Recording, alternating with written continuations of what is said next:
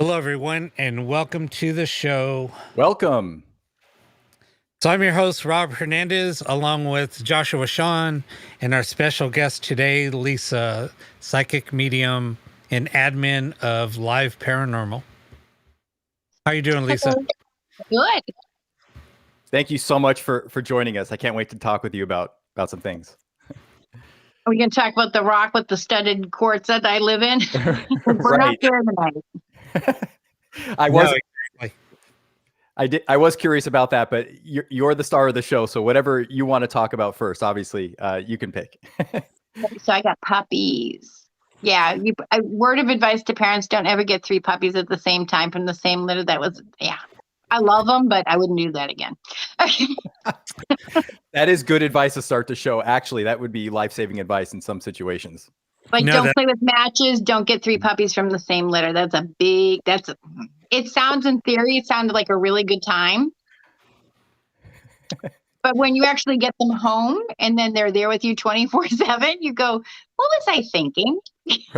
Right. What kind of dogs are they? They're Chorkies. So the one that I started off, I wanted 1 puppy. His name is Winston. So he's tan and he's got just the scruff around the muzzle. So he's really sophisticated. Looks like, he should have a bow tie on. He's absolutely awesome. And then they threw in his brother for free. So I have Remington, who's like Clifford the big red dog, but he's really small. And then I get there at transport and then they give me a 3rd puppy. And my husband's like, what did you say? I said, I didn't say anything. I puked because I didn't know what to do. I'm thinking, wait, what? That's not how I saw this playing out. And she was 1 pound, 1 ounce. Winston was 3 pounds and Remy was 4 pounds. And now Rita, the little one, is 3 pounds flat, but she has a heart murmur. Winston, I love that dog. Listen, he's somebody's butthead. He's my butthead. He can be a butthead in the group, but he's mine and I love him. And then he's like 5 pounds and then Remy's more like 7 pounds now. But together they didn't equal a full puppy. They didn't even equal like what my other Chihuahua weighed. And she's 15. She weighed like 8 pounds when we got her because she's a breeding Chihuahua. The 3 of them together, you could just hold in your 2 hands like that. There's that time. Wow. Nothing fits Rita, not a collar, not a harness, not a t-shirt, nothing. So I have to take socks, cut off the bottoms, cut little slits and put them on her. Oh, wow. It's sad. Yeah. Oh my gosh.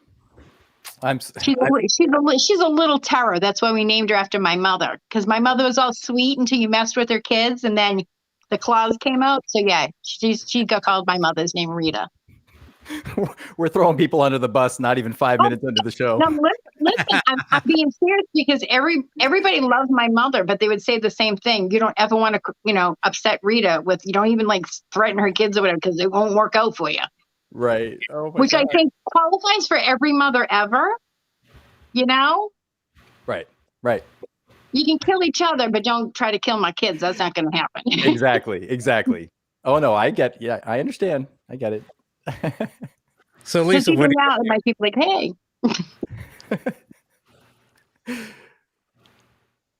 So what are you up to, Lisa? So I'm in Pennsylvania right now, northern Pennsylvania. I know my followers and the followers of Live Paranormal keep thinking I keep going back to Gettysburg, but actually there's other places in Pennsylvania that are haunted too.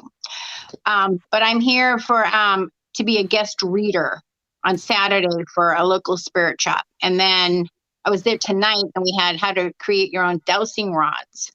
So basically it's just an old metal coat hanger, not the white ones like the old brass ones. And then you just need some copper tubing and a pair of wire cutters. And the look on their faces when they were like, wait, that's it? Ta-da! Like I had no magic, no fairy dust, nothing. I was like, yeah, that's it. Right. Oh, these aren't going to work. And then when we had everybody test theirs, they were like, it works. I go, yeah.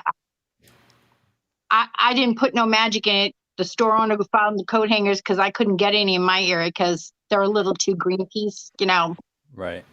It was like I had asked for a nuclear bomb at the dry cleaners. Do you have wire hangers? Like, we don't use wire hangers. Nobody uses wire hangers. Right. Yeah. Get back in I your just- time machine and go somewhere else, right? I just need 12.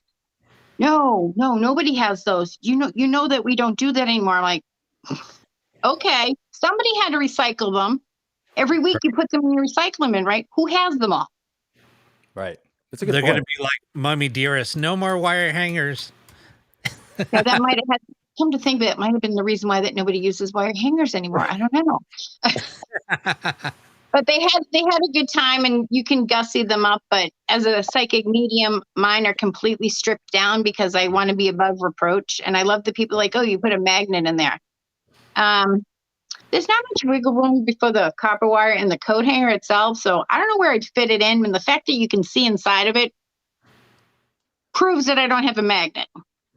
Right. A man did offer me $400 cash for mine. And if it wasn't for the fact that we were taping later that night, I should have taken that money and run. Wow. You Yeah. got to do it when you have the opportunity to. It cost me $2.52 for the copper tubing. $400. Jeez. Yeah, I know. Rob Zarek's like, Wow. what were you thinking? I go, I was thinking you were going to kill me if I didn't have them for the taping. He goes, for $400? I'm Take like, it. yeah. So I was telling everybody that made this, I'm like, if you're hanging out in Gettysburg, take the money. Take the money. If that weird guy comes up and goes, are those for sale? Say, yes, they are. Mhm. He's probably the guy that's going to offer the $400. Yeah. Wow. I didn't see it as easy money. I saw, oh, well, isn't that what you wanted me to bring them forward so they could put them on the recording, get them. Wow. I $400. so don't get things half the time. Like they talk about, this, we have a VIP guest. I'm like, oh, who'd you get? Did you get chip coffee? And then Nikki goes, it's you. Oh, okay. Wait, why am I the VIP again? That's why I'm not your average medium. I have no agenda. I never pay for advertising, and yet I still have customers. So. Right. Wow. Talent speaks for itself. The natural skill and ability speaks for itself. Pretty much. And word of mouth travels faster than you can imagine. Just like they talk bad things about you, if they talk good things about you, everybody, really, I don't think there is such a thing as bad advertising though, is there? No, because either way, they want to come and check you out. To the fly in your face or fly, whatever. One way or another, they want to find out what's going on. Right. Yeah. And I just let spirit be spirit. I don't try to challenge them, but I have an 85% or better accuracy. I work on cold case files with police departments, law enforcement around the country. I have clients all over the world. I know some mediums don't do this, but I make exceptions for everybody's time zone because I feel everybody should be able to get a reading if they want one. Wow. I didn't I'm realize not the highest costing medium, but I'm not the dirt cheap. I'm probably just above dirt cheap. So maybe like a paper bag floor kind of. But I mean, I over deliver because I want everybody to be satisfied. Right. Wow. Right. So yeah, it's funny because I reached out to a friend of mine who, she's a very, very dear friend of mine. I'm talking about Ellen, Josh. Oh, yeah. I know Ellen. Yeah. Yeah. So here's the funny thing. So I talked to her for a while and she brought up a gal named Lisa. And I'm like, that's funny. I know it, Lisa. And she was talking about how she's a medium and she was in Gettysburg. And I'm like, are you sure it's not the same Lisa that I'm talking about? And she channels a sniper that's in Gettysburg. He's a Confederate soldier in Gettysburg. And then I was like, what's Lisa's last name? And it was a different Lisa. But I'm like, everything was like just pointing to you, I thought. That's so funny. Yeah. So, and then she said that she channels a sniper and he's in Gettysburg. And then she said, no, but Lisa lives here. And I was like, oh, okay, in California. So I was like, wow, that's crazy. It's just there were so much coincidences lining up. And then I said, wow, she channels a sniper that is like in a building on the third floor And I was like, I know exactly what you're talking about. I know too, because I know. Yep. And I she don't said, know. no, she's here. So go ahead and you fill in the story about that. Okay, Lisa. so at the Fransworth Inn, which is located in downtown Gettysburg, it's haunted by the spirits. Now, I have done remote readings for live paranormal. I never know where the place is. I don't ask for any information prior because it doesn't matter. I want my reading to be clean. I want what I'm getting to be fresh, just happened. I don't want to know what somebody else did because I don't want to ride on their coattails and take for what they've done as factual, because unfortunately there's many in this field that don't hold water. They're not exactly what they say they are. So we stayed at, I think we were in Jeremy's room at the Fransworth Inn, and my husband, no abilities. He read the journal. He's like, did you? Don't want, yep, nope. What about, nope. You don't want to know? Nothing.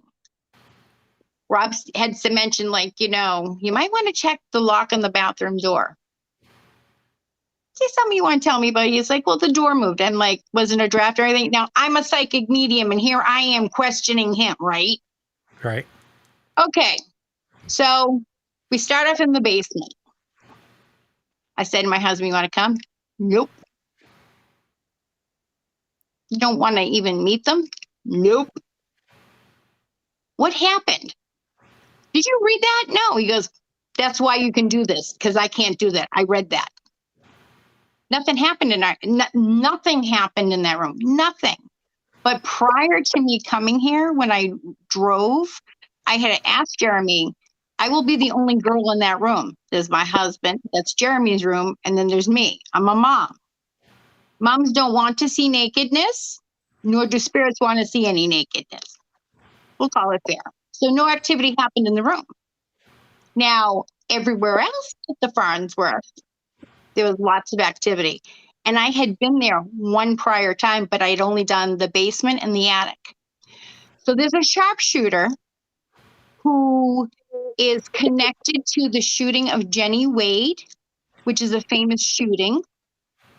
And you're upstairs in the attic and you can see like, they're like little bricks are not just taken out so they can put the, aim the gun and fire.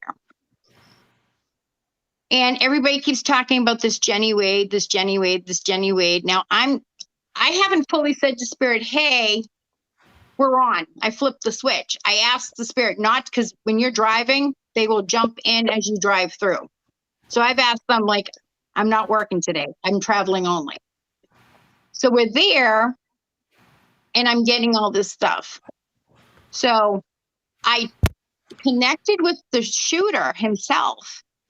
And apparently what people don't know is that she had two different soldiers chasing after her. She was a gorgeous young lady, gorgeous.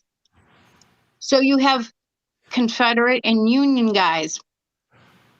Hey, baby. Well, one sees the other talking with her. He wasn't aiming for her. He was aiming to the soldier she was talking with. Because Jenny Wade had said to the soldier, I mean, I like you, but, it's not me. It's not you. It's me. Like, we're not just not connecting and stuff. He took offense to that and was aiming for the soldier she was talking with just as he fired it. Goes into motion. She makes a motion. She's the one that gets shot. But other spirits have been saying, oh, she was a tramp. She was a whore. She was this and that. And I'm like, who told you this information? If you're listen, if you want to hang out in the men's locker room, you will hear stories. And I'm guaranteeing that 99% of them are not true. Right? Yeah. No, you're right. Okay. Yeah. Yeah, exactly. So you talk to the soldiers and they all said the same thing. Yeah. I'm like, okay. I talked to Jenny. Jenny's like, oh, no, that's not true. No, that's not true. She goes, well, I didn't really like him. She kind of thought the Southern guy was kind of cuter. I get it. I'm a girl. I get it. That Southern twang, I get it. You went, huh? Sure, whatever. I get it. Well, it didn't pan out well because she died. And like, it wasn't like a short, oh, she just died instantly. It was kind of a drawn out thing over a few days. Now, any property that already has saturation of blood, it stains, like it stays there. It doesn't ever go away. Right. We started off in the basement. The basement. I'm not prepared for anything to happen. It's a cold, wet basement. I get it. There's activity in there. I always shut off my phone on an investigation, like most of us do. To come back to it on, and three pictures were taken that I didn't take. I never leave anything behind. Up in that attic, when I connected with the soldier and Jenny Wade, I've lost 20 minutes or so. Like, we went back downstairs afterwards, and my friend that was with me, she was like, "You left your dowsing rods." I'm like, "Oh, did I?" And she's like, "You look like you checked out." I'm like, "No." And then they were replaying, like, everybody asked a question for the EVP. And I said, "Oh, this ought to be fascinating," because I didn't ask any questions. They're like, "You did." No, I didn't. Right. You did. Oh, really? I had no idea that I asked the question because I wasn't, I mean, I thought I was present, but maybe like my body was present, but my mind had already drifted off, which happens when you do remote viewings. Again, we start off in the basement. Now, what would the basement have to do with the attic? Separate locations. Well, Lorraine Warren had sealed something behind the curtain. It's just a curtain. The curtain has no business being there. It's like a red velvet curtain, like, you know, you have red velvet ropes and stuff. Right. It's kind of sexy and like, yeah, okay, nice fancy curtain. We're in a basement. Yeah. I get that they stored bodies there because they had no place to bury them till the ground, you know, softened up. I get it.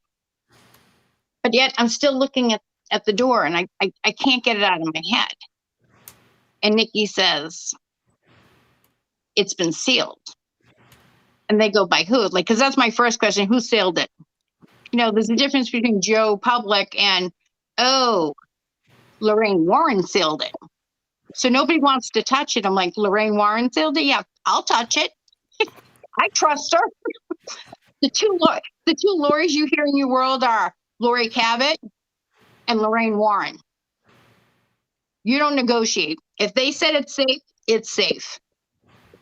The spirit energy that's in there next to the coffin, there's a jar that they collect money for Jeremy, because he likes coins. They always find coins in his room and stuff. I didn't find no money. I'll be honest. I don't find no money. He doesn't like that they collect for St. Jude. Okay. He's an elemental. So if you've heard of like the Bell Witch spirits in there, most people have seen them on TV from the Ghost Adventures. They have horns, and it almost looks like they're wearing a Nordic hat. Uh-huh. Right. But the horns are actually attached to the elemental. It's not demonic. It's not a pleasant person, but it's not demonic. But most of the settlers created their own problem, because when animal sacrifices were made, children were missing, this and that, they knew it wasn't them, but the elemental says, well, if you give me a cookie, I won't hurt nobody. So that works the first time. Well, now I want a goat. Okay. Well, now I want a goat. I want a cookie. And somebody's going to decide who's going to be, the sacrifice. You're already in bed with them at that point. You're kind of stuck.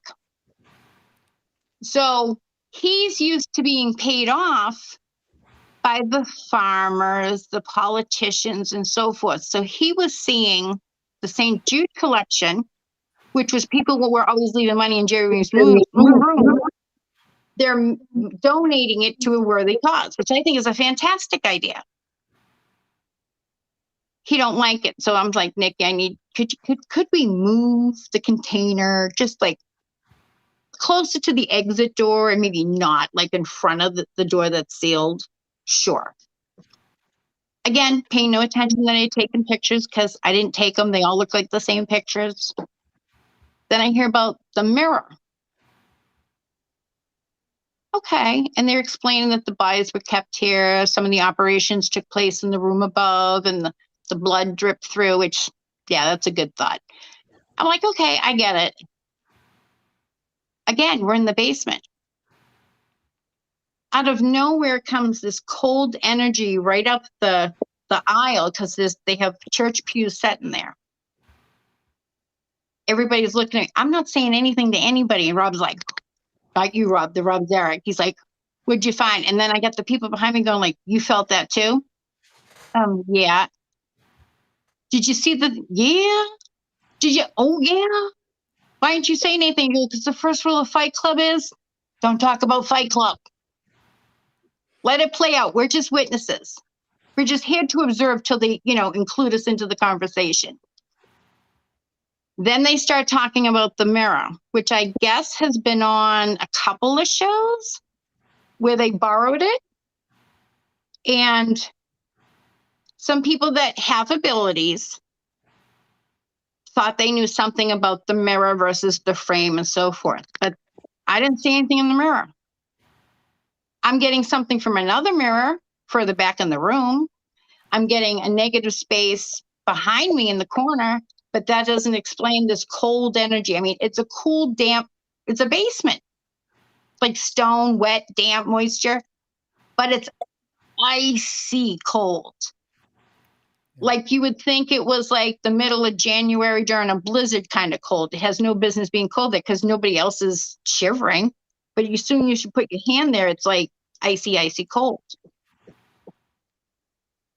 But that's not what the spirit is. Nope. That's not what, again, I know that the spirit that's causing that energy is Jeremy and his dog. I don't know how many people have noticed the dog, but Jeremy came to me because he wanted me to cross his dog over. So the man who owned the property at the time was not a nice man. The best way I can describe him, what he looks like, is like an Ebenezer Scrooge with the, the lamb chop thing, the balding hair, this is not a word I use, a flouncy tie collar, which the girl that was with me goes, what the hell is flouncy mean? I had to explain. She goes, that's not even your language. I'm like, right. I know. Right. I don't think I've ever used that. It might have been the only time I've used flouncy my entire life. And I don't have another word for it. Okay. And Rob's like, so what does the old man have to do with this dog? I go, apparently he shot the dog. They say don't work with children or pets. I'm now crying. Because Jeremy's so upset because that was his dog. Wasn't his dog, was a dog that he, you take your kid to the park, he falls in love with somebody else's dog, and now he thinks it's his dog. Right. The old man shot the dog for no reason. Jeremy's like, this dog, I mean, I can see the dog. I'm trying not to have everybody ruin their lunch. It was very descriptive. And I said, well, the only way I can help him, Jeremy, is if I cross him over. Okay, I go, but no, once he's crossed over, he can't come back. Like, he's going to have no more boo-boos and stuff. But it's like, you're a mother, you have children, you know what your kids go through. They didn't see anything that kind of traumatic, but even a loss of a loved one or even a goldfish, they take to heart. So now Nikki sees me. I can see everybody in the room. Their eyes are just welling up. I'm like, you got to let me know. Right. Nope. He wants me to cross him over. I said, okay, I can do that. Do you want to cross over? Oh, no, I'm waiting for my mommy. At this point, I didn't know who Jeremy was, other than he's just this little boy that's sobbing because this old creepy Scrooge guy shot his dog. Now on the wall, not the big mirror that everybody claims they saw on TV, and there's a something in it because I didn't see anything that night. The old guy is in the mirror on the side. It's a tall, skinny mirror. Really, if you look at it, you're like, it's just a mirror. But I saw him standing there. So now he's trying to threaten Jeremy. Okay. We're done with the basement. They say we're going to another room. We go upstairs, to which is where I was told the surgeries took place. This is this room. Rob says, do you get anything out of it? I said, not really, but it's not because there isn't something here. It's because they're saying we're going out of order. So we went from the basement to, I think it was the dining room. I'm not getting anything. I'm getting a weird, like a vibration energy from it, but they're not narrowing anything down for me. So we go to the attic. This is where I lost time. I remember going into the attic. I remember they were trying to set up the radio to do EVPs with the spirit box. There was a shadow that was outside of the door. That's all I know that I can recollect. Like me, myself, and I know that's what I did. I don't remember what happened afterwards. So we go back downstairs after I connected with spirit, and I apparently asked questions on the EVP. I don't recall. And now we're downstairs in the dining room, which I had first gotten nothing. And now I'm getting a woman who's not Jenny Wade. She reminds me of the Scarlett O'Hara Gone with the Wind, the perfectly purple dress with the fancy braids and the loop-de-loops and stuff, which is a sketch that I had done for Rob. Now, I can't draw to save my life. Like my hangman looks scary. Okay. Like this is not an area that I go, oh, I'm an artist. But when spirit connects with me and they tell me I have to sketch, not only can you see how it looks in my head, but you can actually go, oh, that's a human. Or like, oh, he had a scar here and he had a scar there. But if you ask me when I'm not connecting with spirit, like even my kids' 5-year-old pictures were more clarified than mine. My kids were like, I don't even know what that is. I'm like, oh, you can't see it? It's a bird. And my kid's like, ugh. It's like, did you feel, Mom. Yeah, did you feel coloring in preschool, Mom? Like, what was this the deal? And then they'll see the picture of this painting that I've done. And they're like, where did you buy this? And my husband's going, she did it. Like in 5 minutes. And my kids will look like, I got nothing. I'm not the artist in the family. My father was the painter, not me. Nothing was genetically passed down for me that I can go, ooh, this is a pencil. My son, he can sketch like beautifully. He goes through this, I'm going through my brown phase right now. And the guy at the art store would totally connect with me like, dude, wait till you get into like the charcoal colors because it's so much better. You can feel the depth. And my husband's looking at me. I'm like, it's Greek to me. I don't know. Listen, if it's under $50, I'll buy it for him. Because that's what moms do. You support whatever it is. Like he might be the next Picasso. I don't know. Right. We'll get into the thing. Yeah. So Rob's like, is this the woman that you sent me the sketch of? And I go, yeah. I didn't necessarily know that it was at the Fransworth because most mediums, we're not tech savvy. We suck at maps. We can get lost in a paper bag in our own yard. It's just a fact. That's not where our sensories are. They go to something else.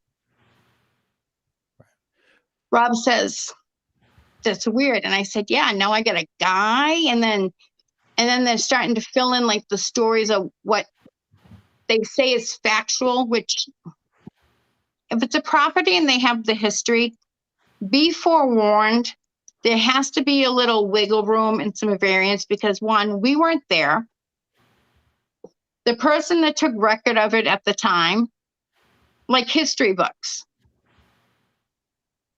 it's one person's version that sounded really good, and that's the one that ended up in the book. Well stated. Sam Adams did not make beer.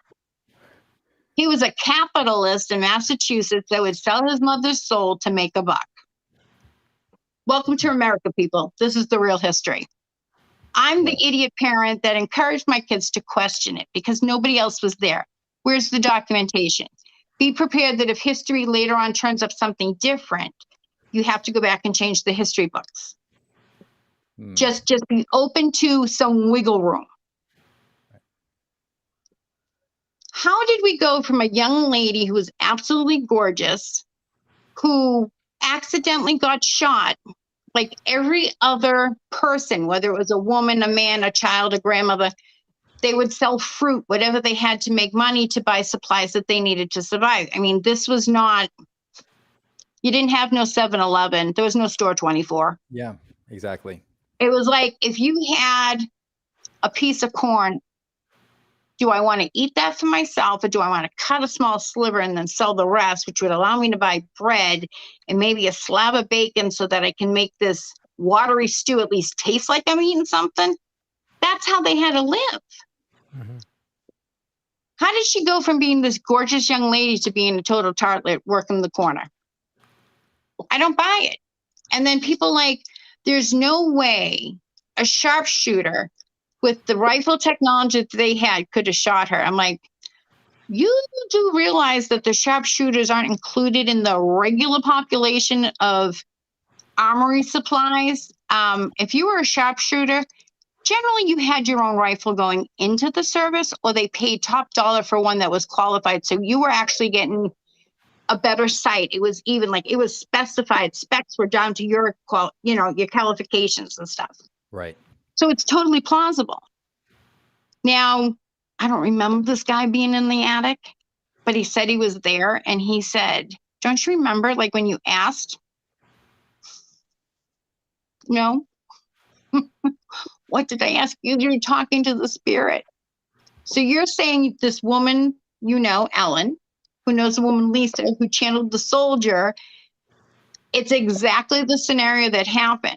Now, when we do this as mediums, we call it piggybacking, because you could have one storyline come through from spirit, and it might apply to 4 different people, which then you have to say to spirit, I need something more to narrow down.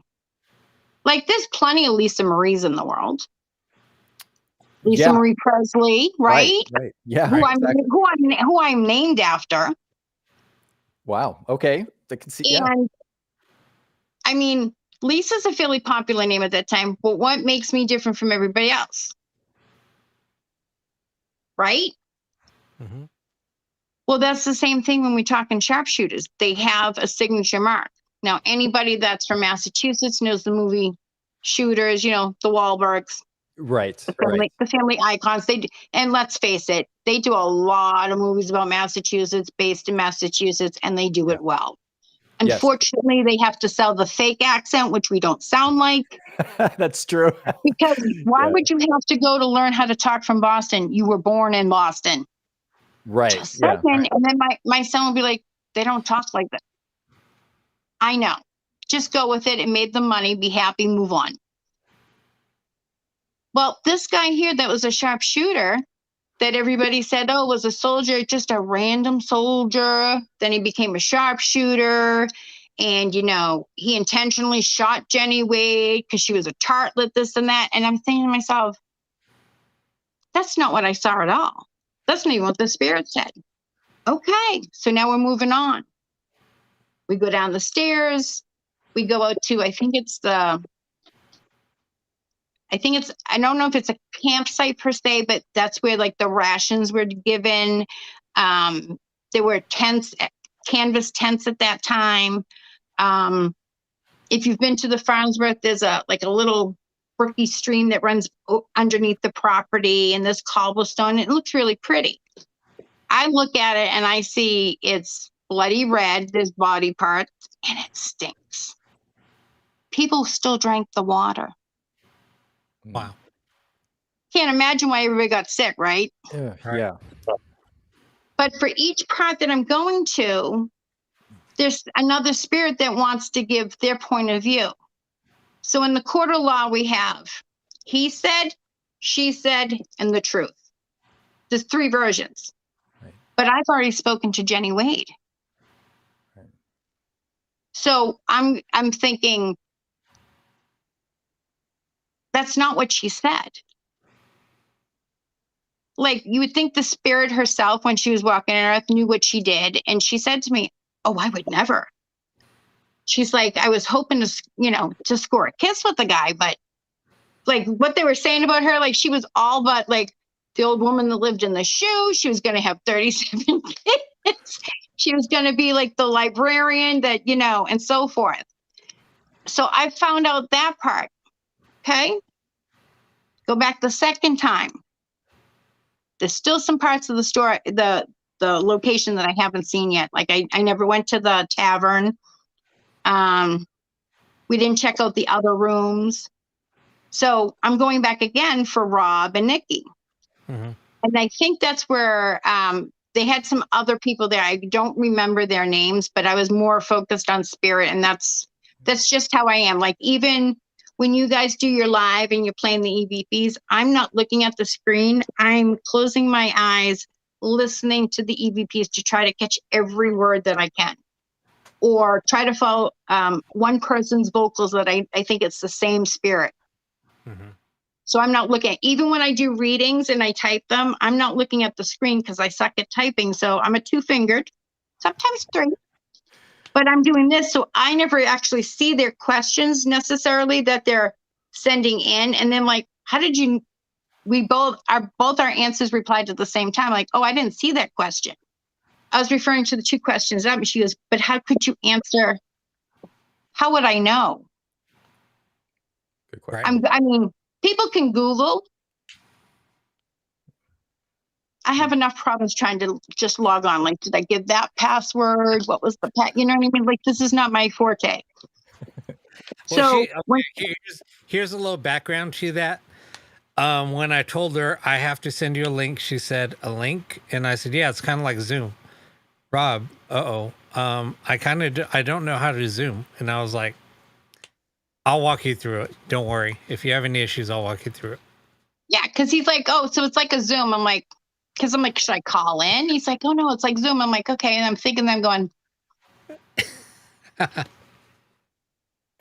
does he know that I can screw up my own laptop and shut it down because it's asking for a password? And I said, oh, who needs a password? So because I never put in a password, it's looking for a password there's none that exists. And my son goes, how did you totally foobar the laptop? What's the password? I go, I didn't choose one. He goes, so what did you do? I said, I just hit next. And he goes, so you left it blank? And I go, yeah. And he goes, I'm like, what? You really don't know? Like, I get a new phone and I hand it to Snookums and I go, can you mummify it? So he's going to take up all the duty. Like, I didn't know my phone did half the stuff. I didn't know it was a walk-in Wi-Fi thing. So Snookums is her son. That's what she calls her son. Snookums. He fixes everything. So he'll take a new smartphone, which my whole point is if it's a smartphone, it should be smart enough to know that I'm too stupid to figure it out. And he'll take off all the fancy stuff like filters and stuff like that. Stuff that I could accidentally melt my computer, phone, whatever down, because I've done it before. It's not a pleasant sight when you got to go. It wasn't my kid that did like, oh, your kid was playing with it. Like my kid's like, no, she was playing with it. I can't even fix it for her, which is how we do. When in doubt, reboot. Don't touch any buttons, just reboot. Right. Because listen, we all do it. Tink, tink, nothing's working. Tink, tink, tink, tink, tink, tink, tink, tink, tink. What'd you do to it? I hit a button. Which one? Yeah, who knows? Right. So my son's first time it doesn't work or it freezes, just reboot. Right. Because you can't do any damage that way, and at least it's a better chance of resetting everything. Oh my gosh. Well, Schnookums, thank you for helping your mom if you're listening. Thank you so much. Thank you for that. So we go into the tavern part. Now, I had never been in the tavern. The people that Rob and Nikki had there that night had been in the tavern before. I'm the last one in because I'm slow. I like to be assured of my footing so I don't fall on my teacup, The last one in, the door had closed, all but fishing line, like enough that you could tell it was dark outside. So there's Rob, there's Nikki, there's a woman, and I wish I could remember her name, but she was doing a live at the time. And then there was Chris. I believe you met Chris before, Chris Walsh. Okay, so he was sitting at the bar. Now they've all been to the tavern before.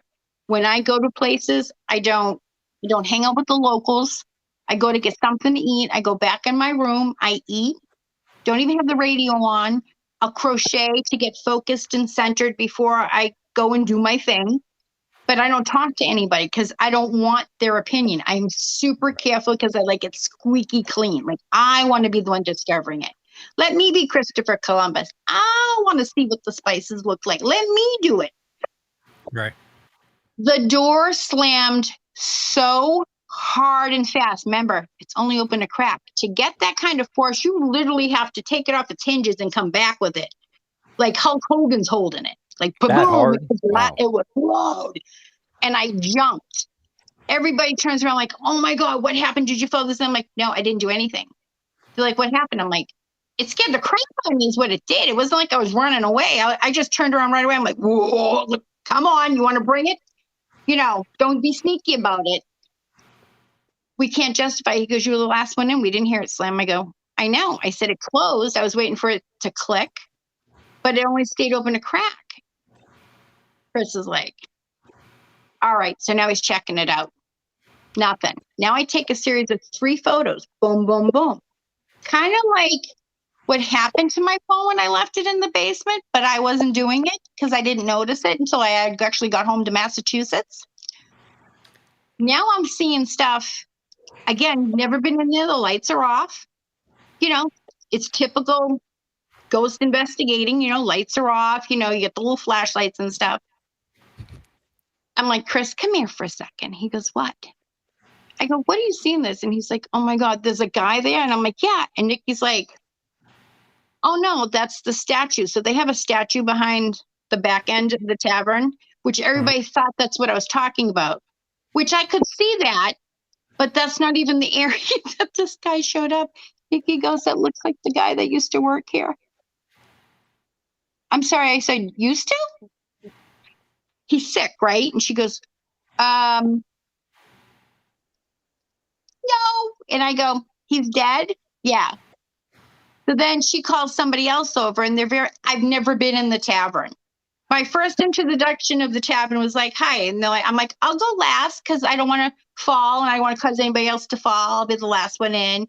And I let the door close gently so it doesn't startle anybody. There's a crack. And then we got boom. Never been in there. Now there's a guy behind the thing. And I'm saying to Chris, like, it's a new phone. Chris, did I touch anything? It's like, what? Did I do something to? He's like, nope.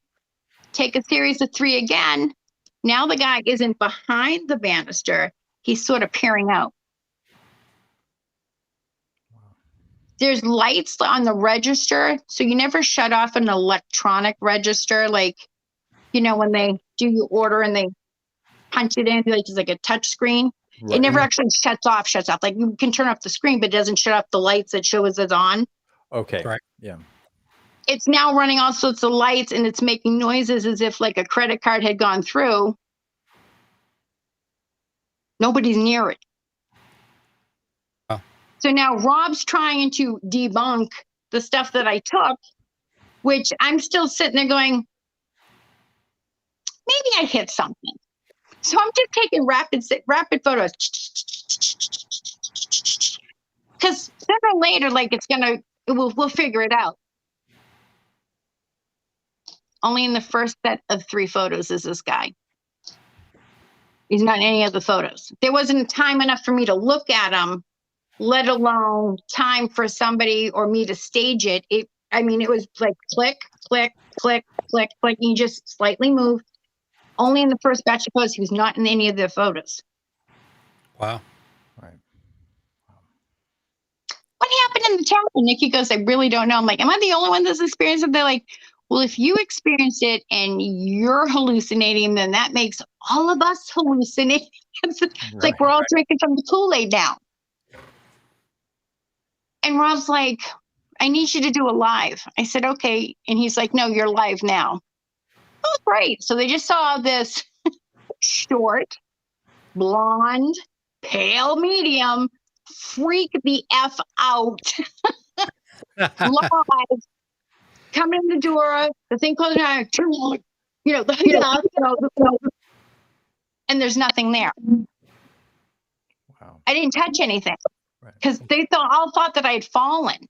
That's how loud it was. But I was like, literally, the door should have hit my backside. That's how close I was to the door. So for it to go from a crack to a boom. Yeah. Now we go back to the basement. This is a different night. They have one of the people that do the guides and tell you, like, this is the story about this or whatever. And they wanted me to meet her.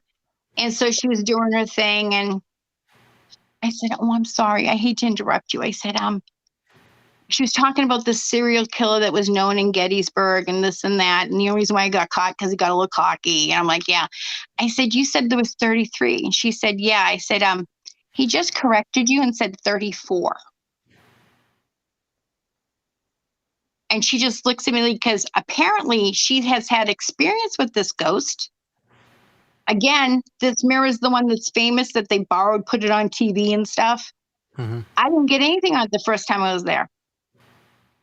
Now I get a guy standing in the picture frame that has a giant mirror. Now the mirror is not the original to the picture frame. Right. He's in period clothing. And like any normal person, like, you see something, you're looking behind you, please, Lord Jesus, don't let there be a guy behind me. Please, Lord Jesus, don't let there's nobody behind me. And I'm like, okay. What exactly did the serial killer look like? And so as she's describing him, like she's over here describing, I'm looking at the mirror and then I'm getting more uncomfortable. And now, like, when I connect with spirit, I sweat. Another medium that Joni, the White Buffalo, we, for some reason, connect on the same levels. We do the same thing. I don't know what it means for frequencies, but if the psychic medium usually starts to sweat when they connect with spirit, for me, it's a representation that we're on the same frequency. Like you might have these abilities, but not those. I don't know if it works with everybody, but I know when I start to sweat, like there's no doubt that I'm connecting with spirit because as a general rule, I'm always comfortable. I dress comfortable. So now I'm sweating and I'm like, this is not a good feeling. And then she starts with, well, that's that famous mirror and so forth. I'm like, mm-hmm. And she's giving me the description. So he's tall, he's got dark hair.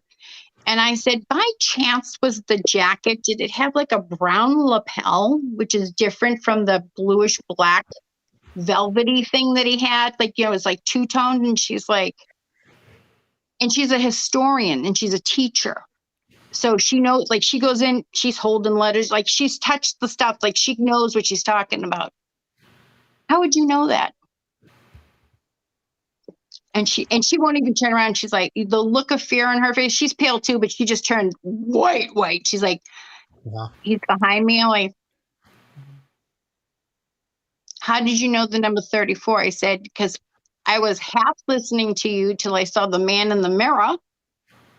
And then he commented, like, she goes 33. He goes, 34. Pretty sure nobody cares between 33 and 34. It's already discussed in anything over one anyways. Like, it's a little excessive. But she's like, there's no way you could have known that. Damn right. Then she starts with that sealed door. When somebody says don't look, what's the first thing that person does? They're going to look. Yeah. Don't touch anything in that room but the fuses, particularly that box. Lorraine Warren has passed. If you didn't already know, you now know. She ain't coming back to fix it. There's not many Lorraine Warrens in the world, period. And she sealed this to the point where I was willing to touch it, both hands, like, oh, let me touch it, see, because she, if they said Lorraine Smith, they would be like, I'm not touching that. Thank you, but I'm going to bow out, get my holy water, and run. Well, they said that the guys that they had sent in to do something to the fuse box, so I don't know if it was like updating, whatever, They told him not to touch it. He kicked it in. You tell me not to touch it. So activity now at the Fransworth is now triple-fold what it used to be. And it's the elemental that the guy released. This is the same weekend that they have, so there's a spirit named Stan that comes through all the time on the EVPs, kind of like Ed does for you, Rob. Mm-hmm. Ed, yeah. Yeah, only Stan really doesn't like Rob Zarek. Listen, you people want to know, go to TikTok, look up the videos for Live Paranormal, go to YouTube and check it out on Live Paranormal. They're there. The FCC, even if they had inner ear infections with earbuds, would still not let me repeat what the things that he's been called. But now we have Walter. They've never heard of Walter. Walter's just passing through, but decided to stay. Now, Creepy Stan is because Stan wants to be called Creepy Stan. Walter wants to be called Creepy Walter, which is not okay with Creepy Stan. We're going to have a good night, Rob. Yep, we're going to detect stuff tonight. I have a good feeling that it's going to be one of those nights to remember. Now, mind you, I just been through the Tavern, had the get out of me. Went into full mommy mode, like, first of all, people, you can't pull karate on a spirit, okay? But in the moment that it happens, you're like fight or flight, you turn around, you're ready, and then there's nothing there. Right. Rob says, can you come in this room for a minute? Because again, I'm the last one going down the stairs because I like to be sure of my footing. AKA, I should have bubble wrap because, I don't need help to fall. I can do that all on my own. They're all standing there past the foyer. So I don't know what room it is. I just know if you're coming down from the attic, it's the first room there. There's like a corner room, and then there's this room. And then if you took a left, that would be Jeremy's room. Okay. It won't let me go in. There's like 7 people standing over there by the bed, all waiting for my reaction, to which I don't know what they reacted to. I will say earlier in the night, we were asking Rob about Nikki, and we heard like seagulls, like beach sounds. There's no beach in Gettysburg, guys. If there is, I've never seen it. And Rob, the look of fear on Rob's face was like, it doesn't make that noise. What doesn't? The radio. What do you mean? He goes, well, 1, it's not on. 2, that's not what the thing does. And I go, it's gonna be good night, I'm telling you. So now he said, come in this room. I'm like, It won't let me in.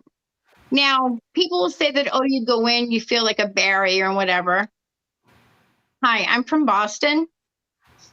You don't take anything lying down. I go back out to the hall, and now I'm walking. I can't go. It won't let me go. And the look of their face, I'm like, okay, I give. What was I supposed to see if it would actually let me in the room? Rob goes, the water wasn't coming out of the faucet. So I backtrack. Rob, the sink's not on. The faucets are off. And they're all looking at each other. I'm like, okay, is anybody going to tell me? And they're like, no, we're waiting for it to happen to you. It still wouldn't let me in the room. Wow. They all get out of the room and go into the next room, which I know for a fact, like a chandelier and lights have shattered on top of guests that were sleeping that woke up with like, hi, housekeeping. A chandelier just shattered into 4 gajillion pieces, and we can't even reach that, and we don't know what we're supposed to do. Nikki was one that had to clean it up, so she knows all about it. Landed in like explosion. It could not, if it's going to fall, it would fall down. It wouldn't shatter on a mattress. Right. It was like somebody exploded it. And Rob's like, all right, so see if you can go in there now. It let me go in. I said, was it hot in the room when you guys were there? They were like, no. Well, now it's hot in the room. But they've already left the room. And he's like, how did you get beyond there was like tiles on the floor. How did you get beyond the foyer? I'm like, I just walked. You walked before? I go, yeah. And I gave it my best. Oh, hell no, you're not keeping me out. And I still couldn't get in. So now they're in the next room and they're like, wait, she got in? I'm like, yeah. They were like, that's totally not how the room felt. It was like icy, icy cold when we were in there. That was the day it was like 100 degrees out in Gettysburg. Yeah. I had snow back home. It was 100 degrees in Gettysburg. Wow. November. I will take a flip-flop day in November. Absolutely. Why is it 300 degrees in here when I'm in it?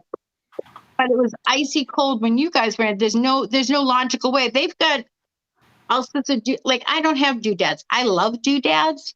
Like I love the radio that maybe I don't need it to talk to spirit, but I'm mesmerized by it. But fire up the doodad. Yeah, we still cannot debunk it. We can't.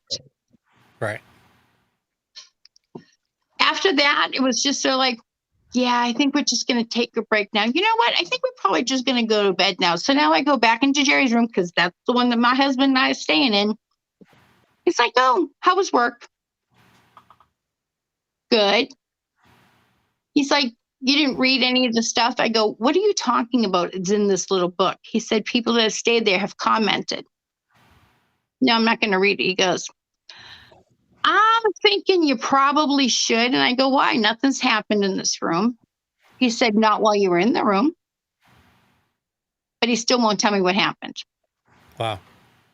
I'd like to know because it takes an awful lot. First of all, my husband can sleep through a fire, a smoke detector, the fire engines, the sirens going, everything. So if it woke him up, it had to be pretty significant. Yeah, it was something because it wasn't even just like, oh, yep, still getting used to that. You're a medium and the paranormal exists. It was like, no, you should really read that. Like now I'm like, I'm tired. I don't want to, I'm not even going to read it. I never did read it. So other people have read it and said like, they've seen the things that has happened in there. I don't want to know. Right. So here's a funny thing. So now that you told that story, when we did a live ghost box session while Nikki and Rob were in the basement, we heard something happen. Kind of like we were watching something take place. Now you mentioned a love triangle, and during that live ghost box, or during that live ghost box session, it was like we were looking in on an event that happened, and there was two gentlemen trying to get to a girl, and there was another guy preventing them to get to the girl. Now, the funny thing is, during that whole event, I started sweating. And then something fascinating happened during that, and I didn't know until after. Are you talking about the live that, like, me, you, and Josh are right now, but it was like you, and then it was Nikki and Rob in their location. The one where you said to me, did you see that? Now, again, okay, so that's what I'm trying to get at. So later, after the live event, or maybe it was after, I don't remember when exactly. It might have been after. I think I might have messaged you. I don't remember, but I remember sending you a message, and I don't remember that time because it was almost like you said, I blacked out. I don't remember certain things. It's just clips from the whole thing that it happens. Like, it's not like, I might have forgotten something. Like, you don't even remember it actually happening. Right. But tell everybody what happened. This is something weird. But go ahead. Again, Rob Zarek and Nikki Paranormal have matched myself and Joni up many times. So usually we tag team because we tend to be on the same frequency, the same wavelength, same library, same page, same book, everything, same paragraph. He wanted to see if other mediums could do it because, again, Joni and I, we're the ones that don't really have an agenda. We just take it for what it is and go, wow, that was the cool stuff we just witnessed or partook in. One night we were doing readings for them, live readings, and I was trying to explain to the woman, like, there was a picnic bench that I kept seeing, and I said, it's green. And Jenny goes, yeah, it's more jade than green. I said, no, it's more like recreation green, like every campground has it. They put layer upon layer. And then we both had that Oprah aha You were there with me. So we've learned now that we work in unison. So it's not like, oh, I'm watching the same channel from my house. She's watching. No, it's like we're together on the couch, both watching the same channel at the same time. We have tried it with many other different combinations of mediums. It never works. So now I've just resigned it to, oh, it's just something that Joni and I connect with. So we're doing the live. And then Rob says, wait, so what did you see? Because I was describing what I saw. And I said, so there was smoke, a lot of blood, like the worst horror movie you've seen. Like it would almost look fake to somebody because it's just so much. And he goes, yeah. And then I was like, oh, there's a love triangle. There's this and that. And then you had said something like, did you see me? And then I was like, yeah. And then it dawned on me, oh crap, I can do it with you. Like Rob Zarek has tried to match me up with every kind of medium, done the same thing with Joni. It never happens. It just doesn't work. I'm totally resigned now. It's a thing that Joni and we have many connections on many levels in our past histories and the current life. Nobody else can do it. I got this. And he goes, did you see me? And I'm like, yeah. How'd you do that? Like, what you talking about, Willis? Like, how did you? And Rob goes, what? And I go, Nikki, you know the thing that Rob's forever trying to get me and Joni to do with other me? And she goes, yeah. I go, just happened. So now he messages me and I'm like, because like some things we hold back for our own mental sanity. It's a hard swallow. Like it wasn't like, oh, we're watching a reenactment, which at first it kind of felt that way. It was, you could smell the sulfur, you could taste the sulfur from the charges that they put in the guns and stuff.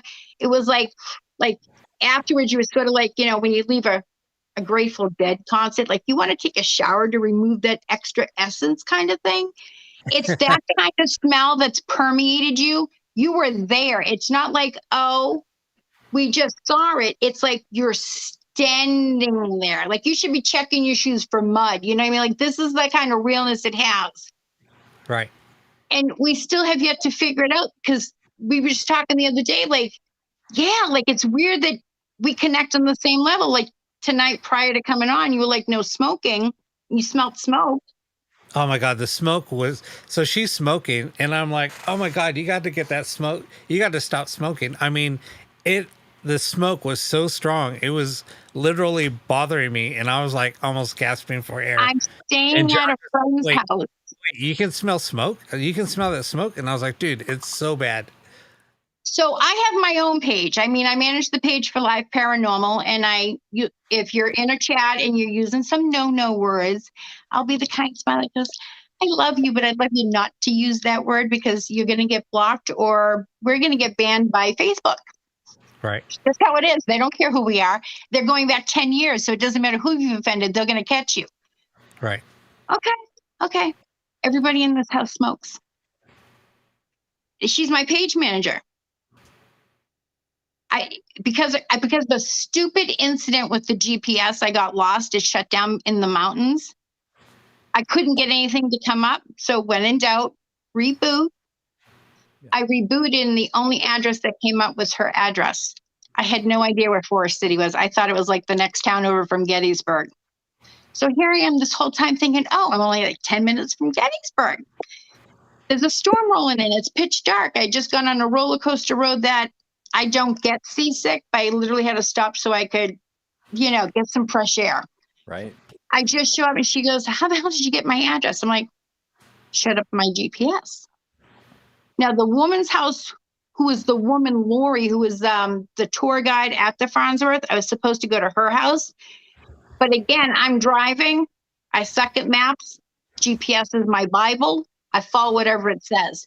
It glitched. I don't even know where the hell. I've never taken that road again. I have no idea where I was. I'm thinking I got to go to Gettysburg. I must be near there because I've been driving for 7 hours now. It's not 7 hours to Forest City. So that tells you how bad this was off. Right. And when I rebooted, my page manager, Christine, her address is the one that come up. But this isn't the first time the GPS has done that. When I went to go visit the Warren's grave, did the same thing. And my husband's like, well, how long before you get home? I'm like, oh, it says like 12 hours. He's like, it's kind of far for Connecticut. I'm like, yeah, I don't know what's wrong with it. And then for whatever reason, it glitched again. So I pulled it over at a rest stop, rebooted it. It was driving me back to Christine's house. Wow. At the time that it rebooted and was sending me back to her house, she said, oh, I was just telling somebody about you. Wow. Now, I've been back here 5 times because each time that I make appointments available, they sell out. I'm not even talking like, hey, the Purple Dahlia is coming. I'm talking, hey, Chris, I'm going to pick you up from work and we're going to have like, a sandwich and like lunch together. And people find out, oh, you're a medium. They filled up before we even had announced to anybody that I was here to do readings. Wow. I've been back here 5 times now. Wow. That's And incredible. that's the only address. When the GPS goes crazy, that's the only address that comes up. She has abilities, not to the same extent that I do, but she can get there. It's just like when people say, oh, everything happens for a reason. Everything happens for a reason. Yeah. My other thing was I could hear dueling banjos driving and I was freaking out.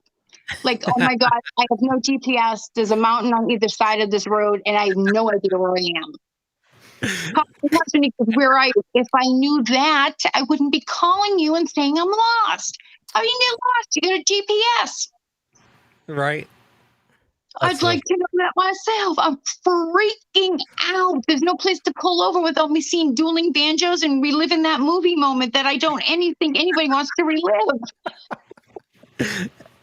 I'm rebooting the thing as I'm driving. It goes off, it comes back on, and that's the only address. And I'm like, I don't even know who has this address because I didn't type her name and I only typed in the address one time so I could save it so I could mail her something. Wow. Crazy. Oh my gosh. Everything happens for a reason. No, exactly. Synchronicity, yeah, synchronicities. Exactly. Right. Hey, Josh, do you want to go into your thing on DRV? It's going to tie in. So with Josh, what Josh is going to talk about, it's going to tie in to what does DRV stand for? So he'll get into that. But it ties in with psychic abilities also. Now, can I ask you quickly, Rob, have you connected with spirit again? Does the same thing? Do you get all sweaty? Okay, so yes. I never realized that until you kind of said something. And then that kind of, so because I don't talk about my abilities a lot. I mean, I never really connected with my abilities, per se. I mean, until fairly recently. Okay, because my mother used to say it's like having a wallet full of money. You don't go exposing your wallet and saying, look, I got all these $1,500 bills. It's the same thing with abilities. You don't share it. Those that need to know will know that you know. Okay. So, yes, I've noticed anytime something gets kind of heavy, anytime that I'm start experiencing something, I just never realized it until I think what was really dawned on me was that day that we had that same experience. That day after I talked to you, my head was just like dripping sweat. Yeah, you need a moment and then your body's still reeling from it. So people will ask, how do you feel? Like, because I could have no sleep in the world. As soon as I connect with spirit, I don't get hungry. I don't get thirsty. I'm not tired. And then after I've disconnected, there's like a high that you're riding, like an adrenaline rush.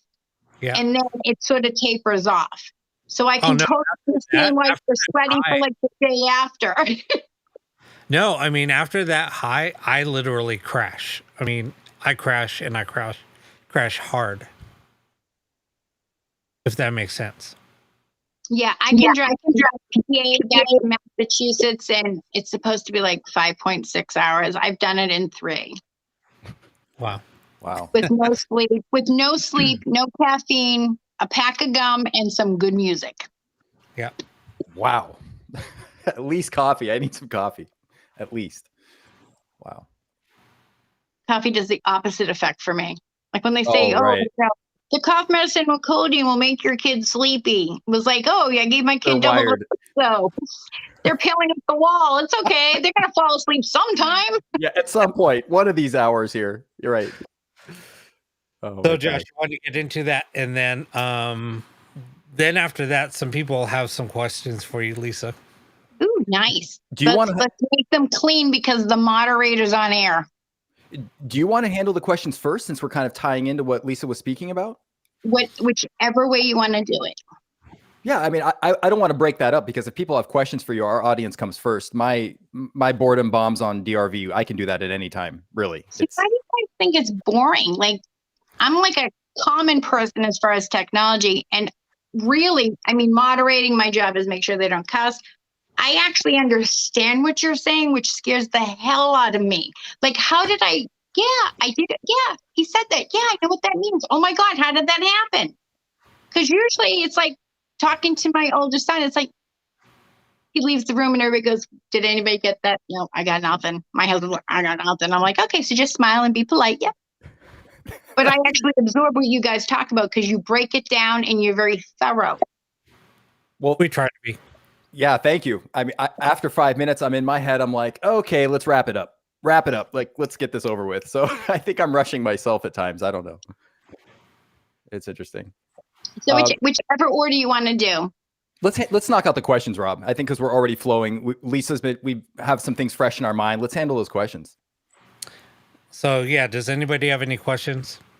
I know that some people did earlier. Yeah, they're in the chat. In fact, it scrolled by pretty quick. I can't see the chat because I'm on my phone. I didn't pack my laptop. I packed my portal, but I don't know how to connect with the Wi-Fi out here because I'm in a very lofty wooded area, aka boonies. Right. Okay, perfect. Beth Rage says, I'm wondering if Lisa is familiar with Lily Dale in enhancing one's abilities. I'm not really good with names. I mean, I'm good with photos. Like, I'm like, oh, I know that person, but I might have forgotten their name. So they're going to have to expand because that's a definite no. I also don't read what everybody, one medium does not know all the mediums in the country, in the world, and the globe. I'd like to say we do, we don't. But there's many mediums that I will bump into that I don't think that I know until I get a really good look at the face and I start talking and I'm like, oh, I do know you. We might know each other from a third party. So I might have met the person, but I'm not sure. So I'd have to say safely, I'd say no. Okay. Yeah, I'm that medium that if I got nothing, I'd be like, get no connection. But hey, we got tarot cards. Let's see what they give us.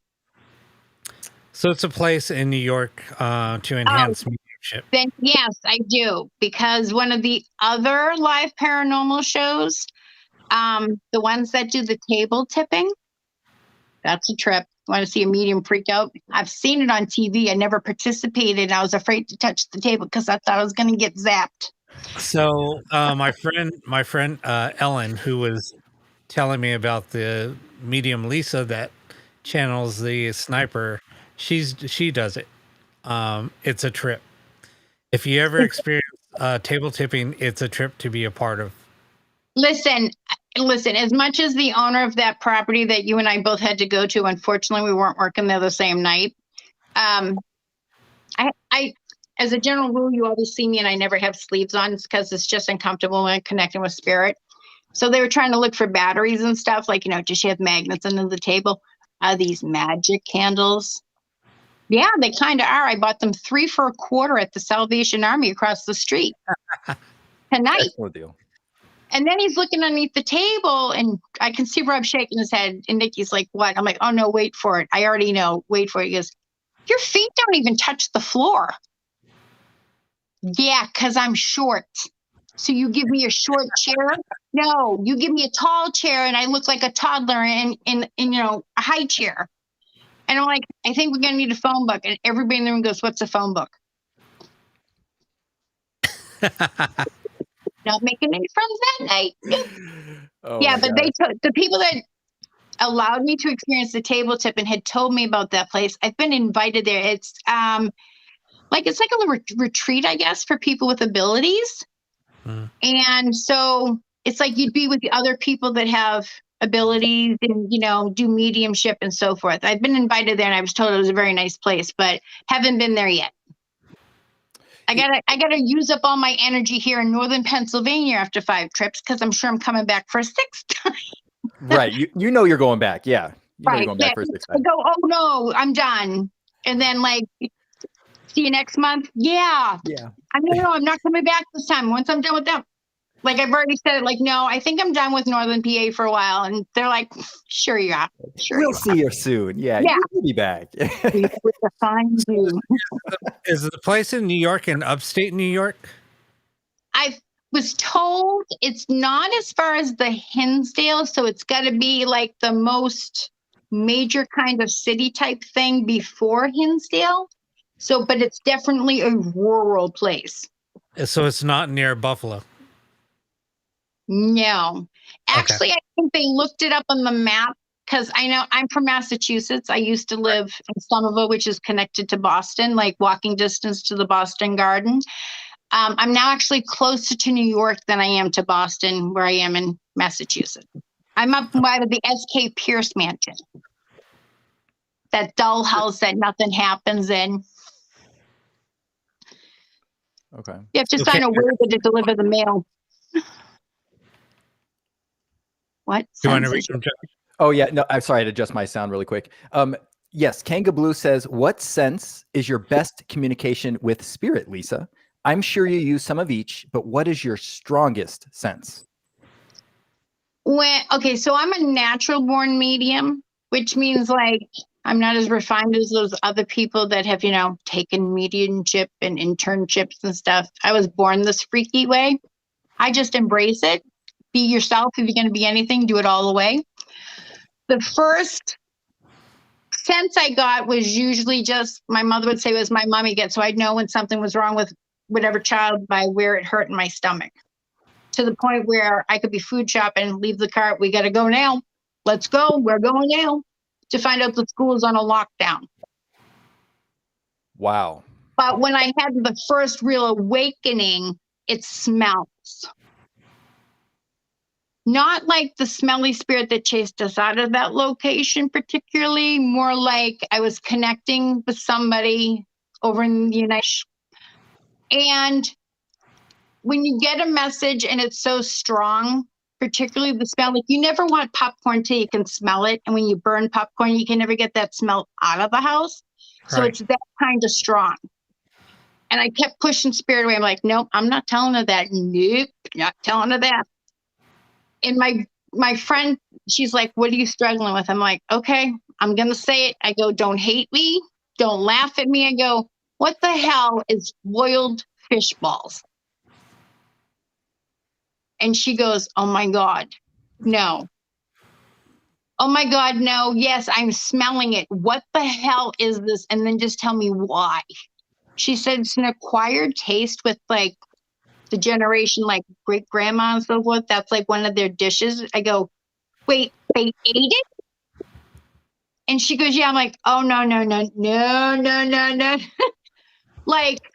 I had taken allergy medication. I had did the saline rinse. I wanted the smell out of my senses entirely. So we asked her great grandmother to come through with a different smell, and now she comes through with lemons. So she's much better. Oh, nice. Yeah. I was like, please tell me. I'm just going to spirit. I'm like, you're insane. That's disgusting. I can't, you're making this up. You're trying to punk me, and that's not funny. But if you don't match it up, they keep forcing it with you. So once you find the person and spit it out and trust the process, it goes away. Oh, thank God it goes away. Because I was like, oh my God, I'm going to die from a smell that I have no idea what this is. But yeah, they take fish, they grind it up, and then they form little balls and they boil it or I'm simmer good. it. I'm good. Yeah. Okay. So they know we said lemons. Yeah. Let's just go with the lemons. So I have to say my strongest ability is my sense of smell. Wow. That's interesting. Kanga Blue asks a follow-up question. How does spirit know you're the person in the room they can communicate with if you don't actively engage with them? If anybody has ever been through domestic violence, you can go into any room, you can go into like a stadium. You just know the person's that part of that club that nobody wants to be in and nobody wants to talk about. The same way that if a bunch of parents are at a PTA meeting, you know which parent has had a loss of a child because it's just there. It's an energy. Kind of like when mom and dad used to fight and then you'd come in the room and they try to play all nice and you know the vibe's wrong, like everything's just wrong. It's the same thing. But from what I'm told, because I don't have the ability to read auras, what spirit has given me, because everybody is so customized, like no two are the same. Might overlap, but no two are the same. I can read auras for those that are healers or on my frequency or higher, but I can't read just anybody's aura. Like that's not my specialty, but we give off like a beacon of light. Like, the things that you see in Hollywood is the crossing, stream lights in the sky and stuff, like a bat signal. We give off that signal. So any spirit, negative or positive, can see that we have the light and they go, oh my God, you can actually hear me. Okay, so I'm not really not. And you're like, I don't know everybody on planet Earth. You're going to have to narrow it down a little bit. Like, can I have a state, a license plate number? Like, give me something to work with. That's how they know. They find you. It's like trying to run away from your child when you just want 5 minutes of peace. They find you. Isn't that the truth?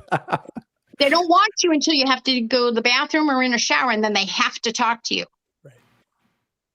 5 minutes. That's all you want. 5 minutes. And they're like, Mom, are you in there? They know. Yeah. Oh, yeah, they know. They know. Yeah. Exactly. So it's like saying, how does your kid know where you are when you're not there? Oh, my God. My mother's like, they install a GPS at birth. Yes. Yeah, one's coming, the other one's going in. You're good. You're tracked. Oh, my gosh. It's a good analogy. So, I mean, I have one more, and then I'll give you an example of how. Anyway, I'll share something. Sure. So Regina asks, how do you feel or sense spirits or connect with them? How do you connect with spirits? So when I was first starting out, because I have to say starting out, because my mother, they never talk. It's like you don't talk about things. They have different, like they're like, oh, that's your gut. Always follow your gut. AKA, I find out most of my great aunts all had abilities, but my siblings didn't get any. Interesting. That should say it all right there. My sons have abilities. I have a niece that has abilities. Varying things, but when one child experiences it, the other son will call, and then my niece will call. So it's kind of like I watched her a lot when she was little, so it feels like I'm more her mother. You know what I mean? We have a mother-daughter kind of relationship, which isn't always good, like any other relationship. Father and son fight, mother and daughter fight, only we're more creative. My son called, like I said, he's a welder. There was a heavy smell of cologne.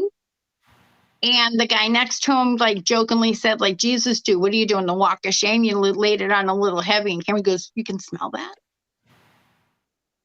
And then calls me in a panic. And the guy's like, okay, you smelled cologne, so you have to call your mother. And I go, what did you tell me? He goes, oh, I told him you were psychic. You didn't tell him that you had abilities? Like, no. I'm like, again, you're throwing me under the bus. Like, what is this? Like, can't you, like, fess up? Oh, no, look at me weird. Great. So now they think you're, you can't go past the mashed potatoes. And by the way, I've just predicted that you're going to meet a car crash. Okay, thanks. It doesn't happen that way. I don't have prediction, but sometimes I get it. Like as a general rule, when you start off, they give you the ability du jour. They try you with everything to see what fits. Interesting. What we think doesn't fit, an example, because I've been made fun of by spirit too. I'm scared of heights. Shocking, I know. Same here. So they allow me the ability to astral. Now, astral is projecting your body from one location to another. Say, England. Okay, big trip. I'm scared of heights. So to make it okay with my mind, I have tied a hiking bungee rope around my waist, to which spirit goes, it's not connected to anything, right? You're not scared of heights, right? So you give me this ability. Why? Like, did one of my relatives pay you off? Like, what is the reason for this? You would think they would have taken that off of me. No, they said it's a good fit. So when people say, can you astral? I'm like, I know about it because I won't ever say I can because I can't promise that I won't. As a general rule, I will not puke anywhere. I don't like to puke. I'm the one that will keep it down because I just don't like the feeling of it. You're right. And my sons go, but when you're connecting with spirit, I go, yeah, it's like a free willy thing. It just happens and you don't know why. Because they get under your skin. They know what makes you tick and what doesn't. So apparently I'm supposed to learn something about this. I was afraid of flames. Even the sparklers would freak me out. Like, I'm like, oh my God, you're going to burn the house down. I found out if somebody did a past life regression on me, I died in a couple of fires. Oh, I don't know, like 7 lives, I died in fires. I'm saying, did I not have the smarts to just like maybe stand outside? Was there not an exit sign? Like, did anybody throw me like a lifeline, phone a friend, nothing? He's like, no. He's like, but that's why you're afraid of fire. As soon as he told me what it was, I'm no longer terrified of fire. How that works, I don't know. When I say terrified of fire, I was not the firecracker girl.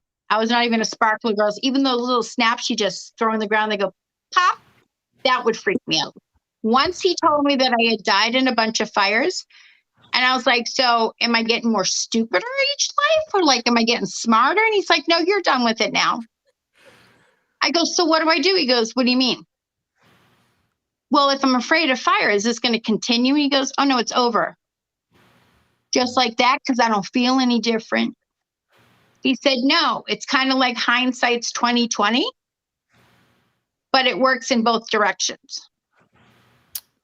Okay, interesting. Listen, as much I can see the look on your face, Josh. No, I have the same reaction when that happens to me, and I'm sitting there going like, this wasn't covered on the Travel Channel. right. Right. When they went to commercial, like fill me in.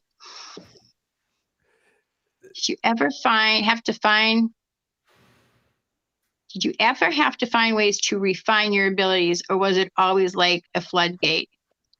My mother had abilities, but told me she didn't know how control of them. Like anybody that drives a car, they don't just show you the gas pedal, right? They show you the brake. Doesn't work that way with abilities. You're basically left to sink or swim. Mm-hmm. Now, if you're lucky enough to have some mentors or somebody that can teach you, that's great. Or if you take a class and spend like $3,000, hey, I'm sure the class is lovely. I was a mother of 2 sons that played hockey. There is no money. They decided, hey, we want hockey, and I go, I'm going to be clipping coupons for the rest of my life. Yeah. So it wasn't an option for me. But I followed a couple of mediums. 2 of them have ceased past. One of them still alive, and he's still in England. My friend that encouraged me, nudged me, pushed me, forced me, bullied me to go live. In a kind, caring way, like, get it over with. Suck it up, buttercup. This is your life. The day she passed, it's a torrential rainstorm, like horrendous. Like there's a wall of water. A delicate butterfly comes out of nowhere and lands on the hood of my car and is not destroyed, is alive. That doesn't happen. That doesn't happen. No. Mm-hmm. And then when my husband went to take a picture of it, it was just gone as fast as it appeared. Nowhere to be. It was a bright, colorful. It was purple. It had reds and it had pinks. It was the most gorgeous butterfly I've ever seen. I didn't even think it was real. He's like, "Oh, I'm gonna get. Where'd it go? I don't know." And he's like, "First of all, how is it alive?" He goes, "Those things you just really blow on it and the wings collapse and it's dead. How the hell did that thing survive?" And this, I'm like, "There's no birds outside. There's nothing. We're not even in an area where there be butterflies." That's when I knew she passed. So she guided me. Daniel Holmes, the Hinsdale House, used to have a woman on that was a medium. And I sort of laughed because, everybody likes free. So I like free too, ladies. Yes, I do. So I'm typing in my question, figuring it's never going to get asked. She picks me and because I was like, when's my husband going to finally understand that I'm not loony, that I actually really have ability? She goes, "Once you start making money, he'll be all on board." And I was like, "Huh?" And she goes, "Girl, be smart. Do yourself a favor. Get your own bank account." Smartest words of wisdom I ever heard. I don't get his referee's umpire money. You don't get my money. But I use my money to pay vet bills for my 3 puppies because I was not thinking. And I use it to donate a little kid's lemonade stand. I'll drop him $50. Oh. Behind me in line, I buy them ice cream or coffee. Or a homeless veteran, I buy him I give him enough stuff so he can have a meal for a week. My son, Snookums, once again, will go on an errand and buy the homeless guys outside of the bakery breakfast, lunch, and dinner with desserts for the whole week. But he doesn't bring his mother home a cannoli. What is that kind of justice? Do I yell at him or do I tell him he's a good kid? And then it's going, he got himself a cannoli. I'm like, you know what? He's grounded. We're gonna get Schnookums on the show, and we're gonna address him as Schnookums and talk with him about this. So we'll take care of it. So no, I have a comment also. Why in the hell? I'm afraid of heights, but I was given the ability to astroplane. I don't get that either. I'm like, what the hell? They had to give me that ability, I'm afraid of heights. What it was called. There's other things that I can do that literally I didn't know there was a name for it. There's another medium. She works. Everybody's from England or Scotland. I noticed that I know. She has long blonde hair. She collects haunted dolls. She's kind of like Nikki Paranormal, but the opposite end. She's more like Snow White, little Miss Prissy, she's perfect. And I said, well, I can do this thing where if I hold an object, doesn't matter what it is. If it's jewelry, a table, car keys, whatever. I said, I can tell you everything about the person, from how he cheated on his wife to what kind of type of girl he's looking at. Does he prefer a PB ale or does he Miller Lite? And she goes, "Oh, you do psychometry." I'm like, "Huh?" No, my question was, and she goes, "Yeah, it's called psychometry." She goes, "Have you never read a book on it?" No. She goes, "Oh my God, you're a natural medium?" I'm like, "Yeah." I'm like, "How do you make it stop?" And she goes, "You were so lucky." I'm like, whoa, whoa, whoa, whoa. Luck is not what I would call it. Right. When you're driving along, and then all of a sudden, your friend who also has ability goes, "There's a minor and behind. You don't talk. It's Fight Club. We don't talk about it. I don't want to interact. I'm trying to drive and not cry at the same time. We got to get to Gettysburg. Hello." We didn't even know that we were near minors on our drive through PA. Of all the people in the world, what did I do? And I've since learned that it shouldn't be why me. It should be why not me. We don't have to have a superhero cape on to be a great parent or a great person.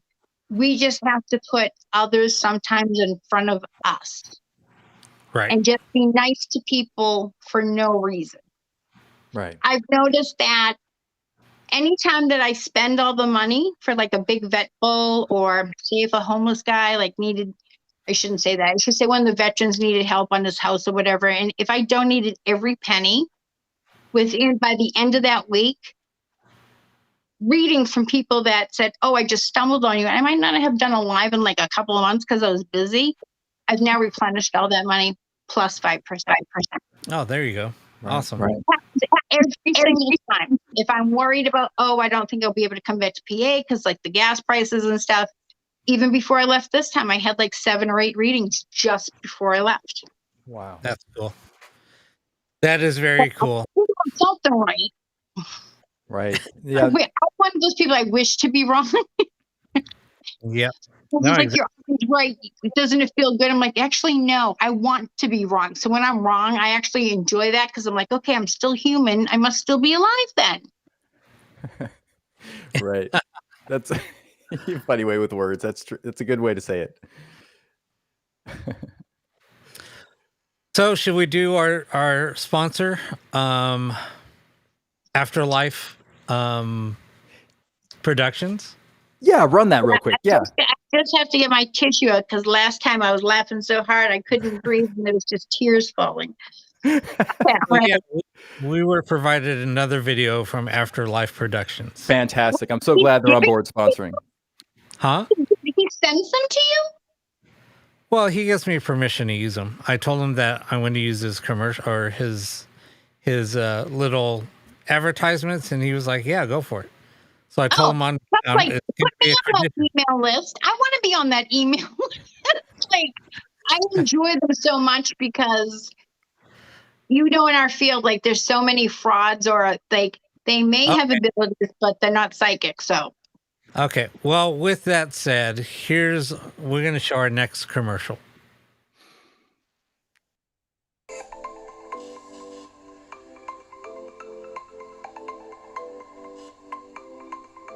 From the makers of the wonderful box comes the all-new Ghost Miracle Box, the latest in paranormal bullshit technology from Huffley's Paranormal Communications.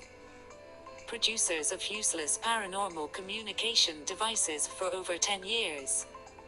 Features include more guitar pedals and more Christmas lights than a council house at Christmas. Impress your subscribers on YouTube with even more scary sounding reverb, even more muffled audio to make shit up, and claim that all-important spirit communication. Simply turn the Ghost Miracle Box on, crank up that reverb and write some bullshit words on screen and everyone will believe you because you own the Ghost Miracle Box, a breakthrough in spirit communications. The producers of the Ghost Miracle Box say this is the last product in their wonderful lineup of telephones to the dead until the next bullshit idea. So snap up your ghostly miracle box today at a dodgy ghost hunting store near you for 6 times its actual value. Communicate with John the Baptist in surround sound never seen before from spirit communication devices and be the envy of everyone on YouTube. The Ghost Miracle Box makes it even easier for you to make shit up and claim that groundbreaking spirit communication. Simply write words on your screen every time the Ghost Miracle Box comes out with a weird scary noise and your gullible YouTube viewers will be absolutely amazed. So get over to your dodgy ghost hunting equipment store and get ripped off again today. If it does not work for you, it's your fault. Remember the name, Huffley's Paranormal Communications. Experts in making shit up and producing shite spirit communication devices for over 10 years.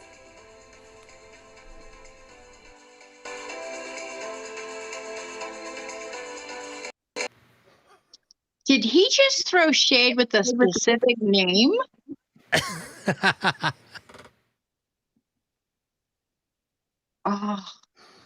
We're going to hell. I'll go first because I'm sure Sam will look at me and go, "Oh, I'm not ready for you." Same reply I got upstairs. Lead the charge, Lisa.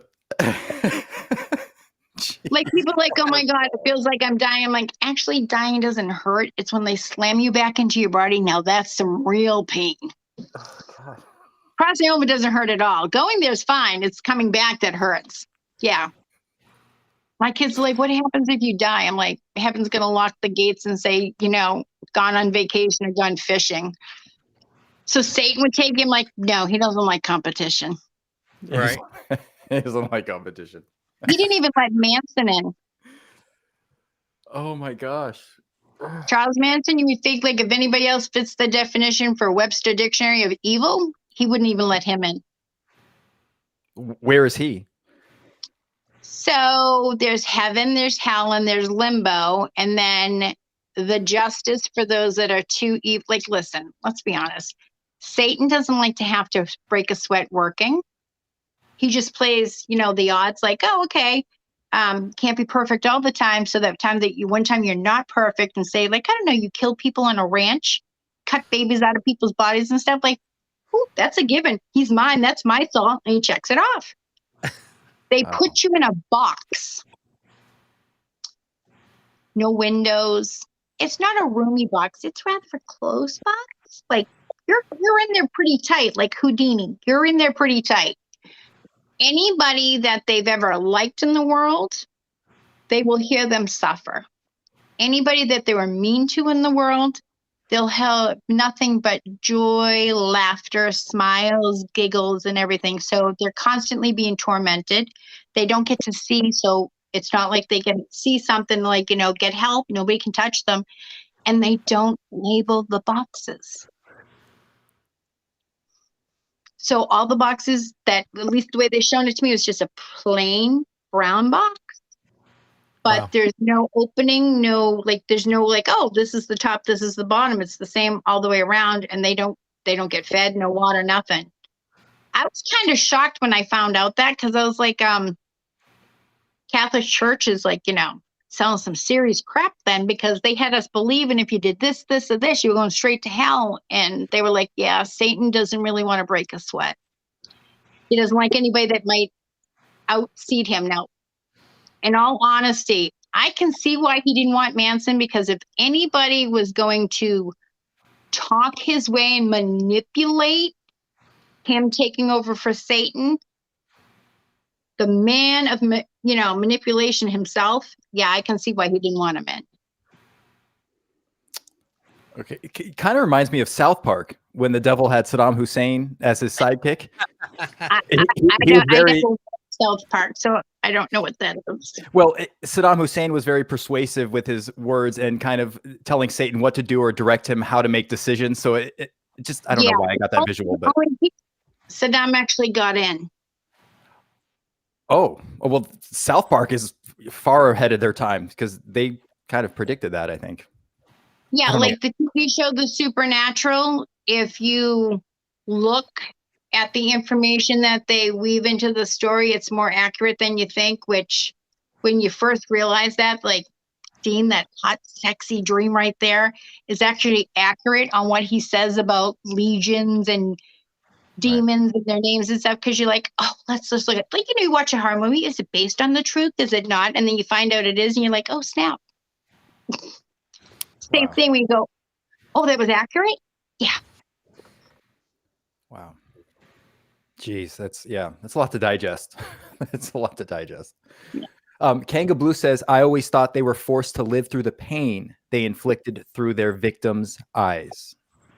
Well, they never forget their victims, because they're constantly reminded and what a joyous, happy life they have, and how victimizing others gets you nothing in the bargain. You get nothing for it. You don't get credit for it. It's kind of like serial killers. They don't want to name them in the newspaper. They want them to fade away, but they want the victims themselves, their names, to stand out.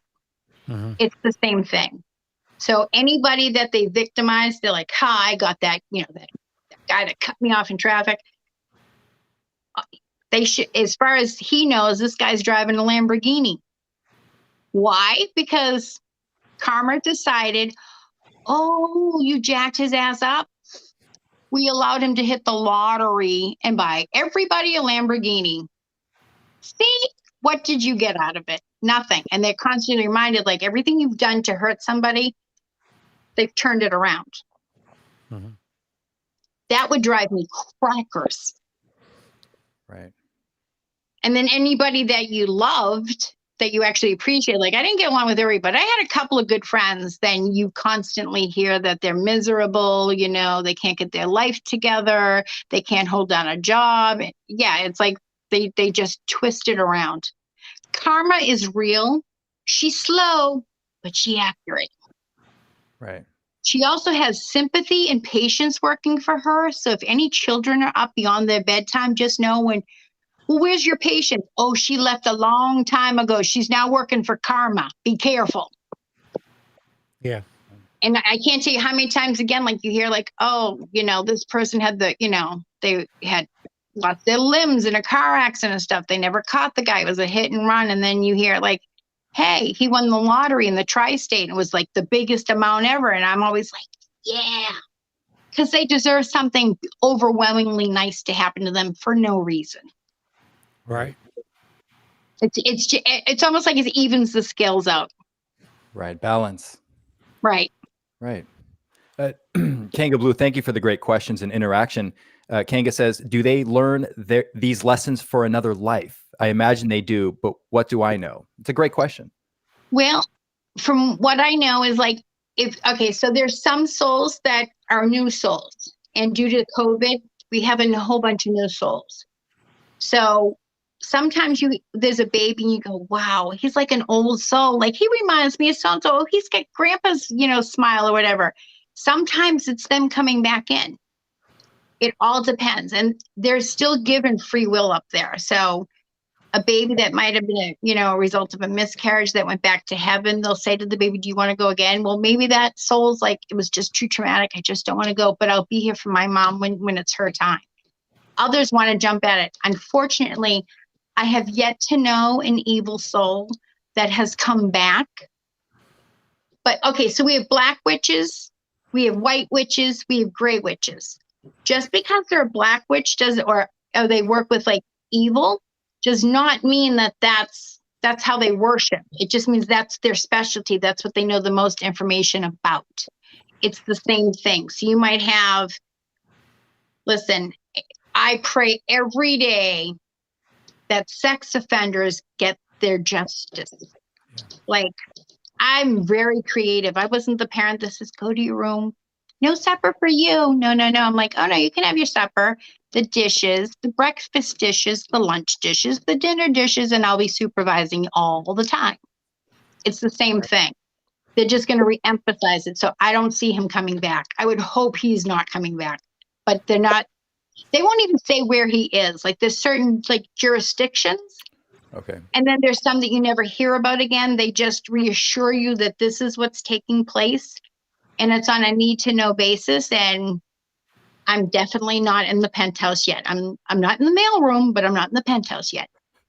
Yeah. I understand. I hope he doesn't come back. That would be a horrible thing. But yeah, thanks to COVID, we have a whole bunch of new souls. So new souls are great because they don't have any past life experiences. Exactly. As the humans that come back again, so again, you might think it's a punishment and you might think it's another opportunity. But if we haven't learned the lesson, it's like Groundhog's Day, you come back to repeat it.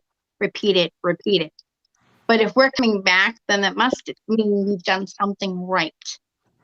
You can save 3,000 kitties from a burning building, and then you might have ran over grandma. You get up there and you think you get enough good karma credits, and you get the guy going, you were this close, right up to you ran over your grandmother. But I saved 3,000 kitties. He's like, yeah, we thank you. Have a good day. That's right. It. There's no like, oh, what if I? No. Wow. No, it doesn't happen that way. So Rob and I may be doing the show in a next life again. So like I've always said to my sons, is that if you have an opportunity to make better choices and have a positive impact on somebody, right?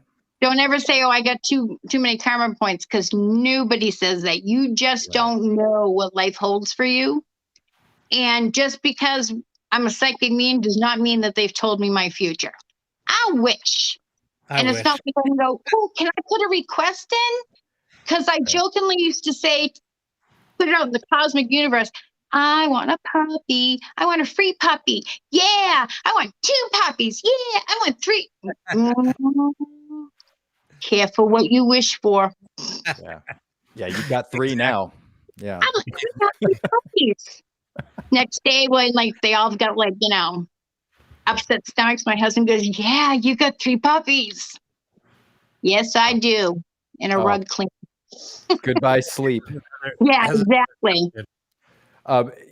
Kanga asks, are the new souls the selfish ones now because they haven't lived a life to know better? Are they naive? Are they oblivious? You mean those That was my extra question. I special added that. people that do bad things and never get caught? You mean them? Well- Yeah, there's a little bit of truth to that. Again, it depends on it depends on the soul itself. Like you have souls that like, listen, we have good children that are quiet, do their homework and read books. And then we have Snookums that takes photos from the side of the White Mountains with his feet dangling off. Another good child, but maybe not making the best choices. Like, are you trying to kill me today? You know, it depends on the individual. Right. Of course. Of course. Both of them are very good kids. Just bringing Harry Potter into a Kiss concert or Ozzy Osbourne versus, hey, Mom, guess who got backstage passes? Oh, awesome. We're going. Oh, no, I'm going. You're staying in your seat. See you when the show's over. Oh my gosh. Yeah, true story. Oh, wow. Gosh. Crazy. Oh, what a conversation this has been. So much to digest, Lisa. Thank you for sharing all of this, but there's a lot for me to digest and take in and process. I may be listening to this show 2 or 3 times to review what you've had to say about this. Anybody who has questions can always message my page or check out the lives. Like, again, if you like to follow Live Paranormal and turn your notifications to on, you'll know when Live Paranormal has any kind of live feed. Like, if you can see in the top left corner says live in red, that's how you know it's live. If it's not in red, it's not live. It's on replay. Right. Yeah. Because a lot of people will ask, and the reason why she's saying this is a lot of people will leave a comment. Is this live? Or I said stars. We appreciate your stars, but that was from 3 weeks ago. Right. I'm pretty sure nobody's coming back to look at the feed but me because I get notified. So if you're one of those people that say, hey, DM me, I'm going to give you an honest, accurate read. And I go, I'd love to enjoy the block party. Bye-bye. Oh my God. I get so many. Well, I just blocked a couple of people tonight. So, well, again, your moderator's here live in person. you know what, though? The funny thing was, I did a lot of moderating before. Like the one night that you showed up, I was like, wait, who's sending out all these comments? Did you really know that I hadn't been a follower and a watcher before I modded for you? Like, I had no idea. Then, and then like, oh, DM me for an accurate reading, or ask. I can fix your love life. Okay, bye. Okay, so what did Rob say? Okay, oh, Josh had a comment. Oh, okay, I got it. You know what? The one night I'm like, damn, Rob's up really late because I thought it might have been Rob. Nikki, I know doesn't, but I thought it might have been Rob. So I'm like, damn, Rob's up late. And do you know how I got the page manager job? I actually responded to every email question that people were leaving. Wow. And I was, listen, it was like, thanks for choosing Live Paranormal. Oh, I'm sorry. No, her email says, and these are her rules because we're not all in the same building. We're in different locations. right. And one night, Rob and Nikki were like, we want to have a talk with you. I'm like, oh my God, what did I do? Oh my God, did I break something? Because like Rob would be like, pick winners. Like, you can't possibly screw that up. Oh, I did. It's simple. All you have to do is log into the radio blog thing, and then he says, whatever you're doing, don't touch anything else. How did you get that password? I'm like, what do you mean? That's not what I entered. I entered something else. He goes, step away from the computer. I'm like, oh, close that page. I got you. So I'm taking the worst things, and they're like, we want you to be a page manager. I'm like, oh, awesome. What exactly is that? Just out of curiosity, like, do I want this? This is like a punishment. And they're like, you don't know what you're doing. I'm like, I got pen and paper. I'm going to take notes. I'm going to be really good. That's a good start. Basically, just be you. Keep doing what you were doing. I'm like, okay, but I don't know what I did. And she's like, You just answer the questions professionally. You're polite. She's like, you can tell there's a smile there in the response. Right. And you don't tolerate any crap. So if they're cussing or saying nasty things, I'm like, oh, I give you one warning. And then they retort with, you're a bleepity bleep. And I'm like, oh, have fun at the block party. You'll be with many people you might already know. You're perfect for this. Oh my gosh. I'm like, hey, tell them it's not personal. No, I know. If Facebook's going to screw somebody, let them get the trolls. But we're getting banned for something or a warning because of something we did 10 years ago. I'm thinking, I looked it up. It was a picture of my kid. So what did I do? Right. Yeah. No, exactly. So I mean, but the trolls still have their accounts, all 73,000 of them per person. That's odd. Yeah. So there's another question. Oh, okay. Kelly asks, question, have you ever had a problem reading anyone? That's my problem. I read people too well. Here's the thing. If we're doing a generalization, a lot of mediums, again, when you see something on TV, you got to remember, guys, they wait around all day, nothing happens, and then they tape. It might not be any extravagant, so it's not going to make TV because it wasn't interesting. They have to collect content. Right. So you might think that person's like spot on accurate, and it's more like, okay, so it was like 4 months of tapings, and we have enough now to make an hour show with commercials. Right. It's only happened 2 times. And of course, being the non-trained medium that I am, I went into a panic. And my friends were like, then there probably wasn't anybody that wanted to come through. She said, but you can always pull cards, because cards, it's like it's not them. It's like it's a piece of paper, but it's going to deliver a message more accurately than like the telephone game. Right. Why can't I remember some readings that I do? She was like, because it's not your message. Oh. If spirit wants to connect with you directly, 9 times out of 10, I don't remember even giving you the reading. Like, I have to make notes myself because I won't. They'll be like, oh, you just read me yesterday. I'm like, and were you happy? Yeah.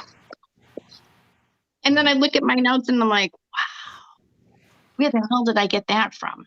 Because I don't remember doing the reading. Because it's not my message. And I used to think it was something wrong with me. And then I found out it was completely common. Again, I'm not trained. That's why I'm not your average medium. Purple dye, I couldn't even think of a name for a show. Had nothing. And then spirit, I went to get a tattoo of a dahlia. It was supposed to be black and white. The guy goes, no, you specifically said you wanted it purple.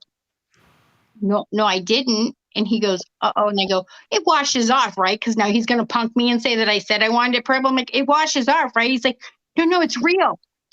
Obviously, it's real. What am I going to say? Like, I don't want it now? Right. Are you going to take a squeegee and just suck it out of the skin like I did? Squeegee. Yeah. Right. It's permanent now. You're stuck with it, lady. It's a good thing I don't like purple. So that's how it stuck, because it was like, one of the medium friends that I had was like, what are you going to try? Why not this? Why not that? I'm like, nah, it doesn't fit. She goes, well, you can't just go like, I'm the purple medium, not your average medium. And I'm like, or can I? Right. and now it's sort of stuck, because I did not do my own webpage. I know you're shocked. I don't know how to. Probably safer for everybody in the universe that I didn't. Somebody else did it for me in like 3 minutes. I was fasting. I'm like, 3 minutes? That's all it took? Like, can you do a thing that says like I'm coming on the air tonight, make it look like real pretty? Right. Like, who does your thing for your page? I'm like, oh, I do. He goes like, what exactly do you do? I'm like, I go into my profile, I find any of the cool pictures that I took, and then I post them and I say, hey, I'm going live tonight. No, really, how do you do it? That's it. Why would I lie? Right. I got nothing. So people go like, oh, you had such a wonderful page. I'm like, yeah, she did a really good job. Right. Not me, though. Oh, my God. Here's a comment that she said. Oh, okay. Kelly says, I always get told I can't be read because they say I'm a medium technically. I thought I didn't have to be in the same room. I'm like you. I just get messages and it just comes out of my mouth. It's frustrating getting told, oh, I can't read you. Okay. So Not every medium can read another medium. Again, it goes into that frequency thing, like the thing that Joni and I could do that we thought it was only us because we tried Rob Zarek tried really hard. Like medium after medium. And Joni would be like, did you get anything? I'm like, no. You? I'm like, nope, it's not the same thing. Right. And then to find out Rob could do it, like it's like a fluke. But some mediums I can actually read other mediums. I thought everybody could. So when I get told, do you know how unique that is? No. Well, that's like 1% of the way. I'm like, okay. Happy I could help you out. Doesn't change anything. I still have to do laundry tomorrow. I still got to feed my puppies, and I will be back to do more readings. That's not why I'm in this. I don't have an agenda, which is why I'm not like everybody else. One way or the other. I'm the girl that gets happy on a $1 scratch ticket and I turn it back in. I get the money back and I'm like, woo! Right.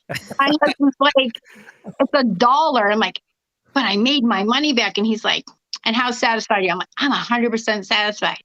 Or if, hey, because you did something nice, I'm going to buy you a cup of coffee. I suck at making coffee. That's a score for me. Like a kid in a candy shop. My husband's like, and then my page manager's like, do you ever remember to collect the money that you supposedly charge for readings? Like, because like I'll go into my cash and be like, oh my God, I got money. And she's like, you be a manager for that page. I'm like, you think? Because I don't focus on the money. Once I connect, they have a reading. Oh, 10:30 shows up. All right, we're ready to go. And that's it. I've had repeat customers that have said to me, I forgot to pay you a couple of months ago. I'm like, oh, okay. She's like, I sent you money now. I'm like, oh, thank you. Wow. I have a house. I'm not rich, but I'm rich in love. I have 3 puppies that I take care of that give me joy and pain at the same time. Yes. I have adult children to do the same. And I'm just happy that I have this opportunity because right. I was a fan before I realized I had the abilities. I thought I wasn't even remotely close to what everybody's doing. I had no idea. Wow. It's not like I'm not good enough. On some levels, I'm better than them. And I'm sort of like, nah. Like Rob Zarek, we'll get you a big banner with your face on it. Why? Why? So people will know it's you. I go, right. Why? Why can't we just put a flower on it and say, right. Look, the people dying is coming? And he's like, no. We want people to know who you are. I'm like, why? Yeah. When I enter a room and somebody goes, oh, there's a VIP. You can ask Nikki. I'm not lying. I was like, oh, is it chip coffee? Is it top secret? And she's just like, I go, what? She goes, it's you. I go, what's me? You're the VIP. What? Why didn't you say something? She goes, there's a reason why we asked you to come down. We said we were taping. I said, yeah. I said, then you said you was a VIP psychic. I'm thinking, oh, I'm going to get to meet Chip Coffee. Yeah. And she's like, no, you're the psychic. Like, she's like, oh, dinner with a medium. Like, oh, who'd we get? And she's like, you. So when I had to go to Gettysburg for that house with the stinky spirit, Rob goes, by the way, we're taping you. You are going to be the focus of the camera shots. I'm like, okay. Doesn't tell me we're ready. Says, so I need to see you outside for a second. I said, okay. So I leave the apartment. I go out and there's 3 cameramen. I'm like, I'll be right back. He goes, don't you lock yourself in that apartment. So funny. I just do what I do, and I just take my piece of the puzzle. I do it to the best of my ability, and I give it back. A lot of times with the law enforcement, I don't know how well I've done unless, say, they've only found 9 of the 12 bodies, and they'd like me to re-examine it. All right. So I don't always get the feedback, and there's no way I could know personal things about people, even if I Googled, because some people are too sharing. If you ever check out my husband's page, he's a little too sharing on his, like, dial it back a little bit. And I don't accept anybody as a friend request on Facebook unless it comes with a message. And I don't vouch for anybody else. It's not like, oh, well, I found you on her friends list. That's great. Or I found you on so-and-so's face. That's fabulous. I love them. Don't know who you are. You have a blessed night. And then I go back to whatever I was doing, like, which is usually crochet, reading, watching, running. So I'm just not, I'm like no other medium that you will have met.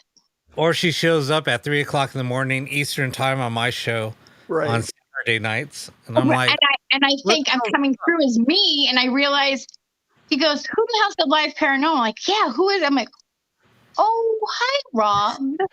Yeah, this is just Lisa, your friendly moderator, hanging out. I'm sorry. at 3:00 in the morning when, Eastern time.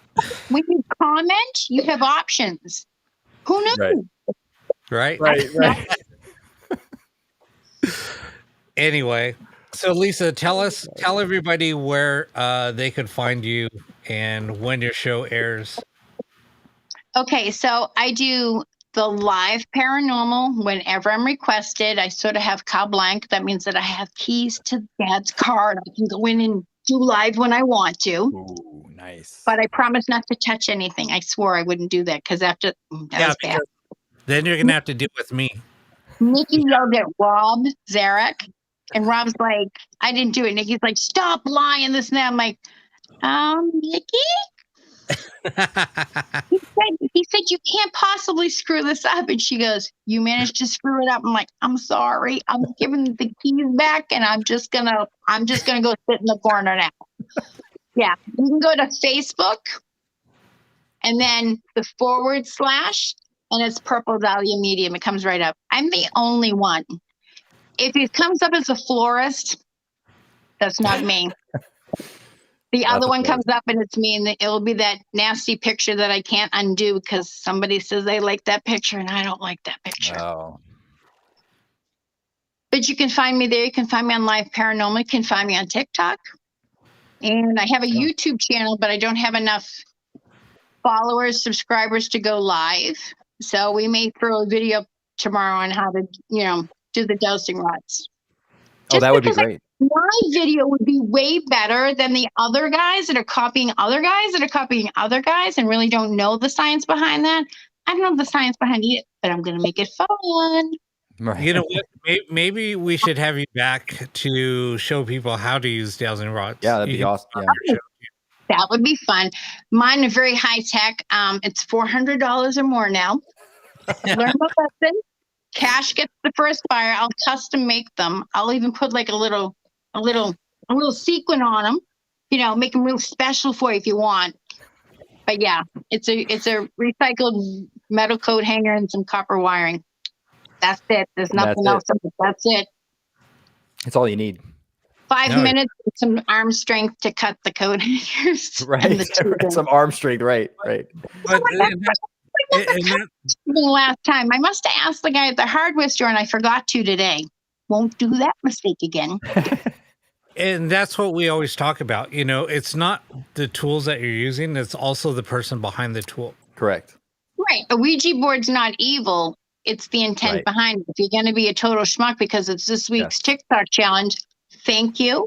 Right. And just know if you message me at 3:33 in the morning, I charge double. It's a surcharge. It's this forever. And people say, name one place that isn't haunted. I can't. Well, like a supermarket. Oh, no, it's haunted. A little Target, anybody? That's haunted. Car dealership? Oh, there really is no place that you can say that isn't haunted in some shape or form. Right. Especially car dealerships. Oh, yeah, absolutely. Go in there looking to kick a hornet's nest. Go in there politely, and usually even the negative spirits will be they'll be polite back. Right. All right. Well, everybody, thank you for tuning in tonight. And thank you, Lisa, for sharing your wisdom and your stories. It was so relatable. Not only the way you deliver them with a sense of humor, but how real you were about what you experienced and your mediumship abilities and how you're not the typical medium. I found that fascinating. I really did. Thank you for sharing that. You got to come up with something for me because, usually, so that's it. I'm like, ta-da! I don't have anything to when I finish something cool because to me I'm like, yeah, so this is the answer and just like that. Yeah. That's it. Oh, I'm sorry. Ta-da! I can't come up with anything. I need something spectacular, something that's like a 50-cent word, something long. Supercalifragilistic, something, extraordinary, and I just don't have that. You're perfect the way you are. I thank you so much for coming on, and you've got to come on again. Yeah, we'll, I'm going to go offline, and then I'm going to go back, and I'm going to remove all the trolls for you. Thank you very much. So when you don't hear, it's like, oh, she went to bed. No. I'm going to remove all the trolls for you. You are so sweet. Thank you so much. Thank you guys for having me on. Thank you. And have a great night. And thanks for watching, everybody. Thank you. You guys soon. Video. Huh? What? The cow video. Oh, the cow video will be on Saturday. Yeah. Okay. Be on Saturday. I have such a busy social life, Yeah. I want to make sure I schedule that in. Thanks, guys. Thank you, Lisa. See everyone next week. Going live again.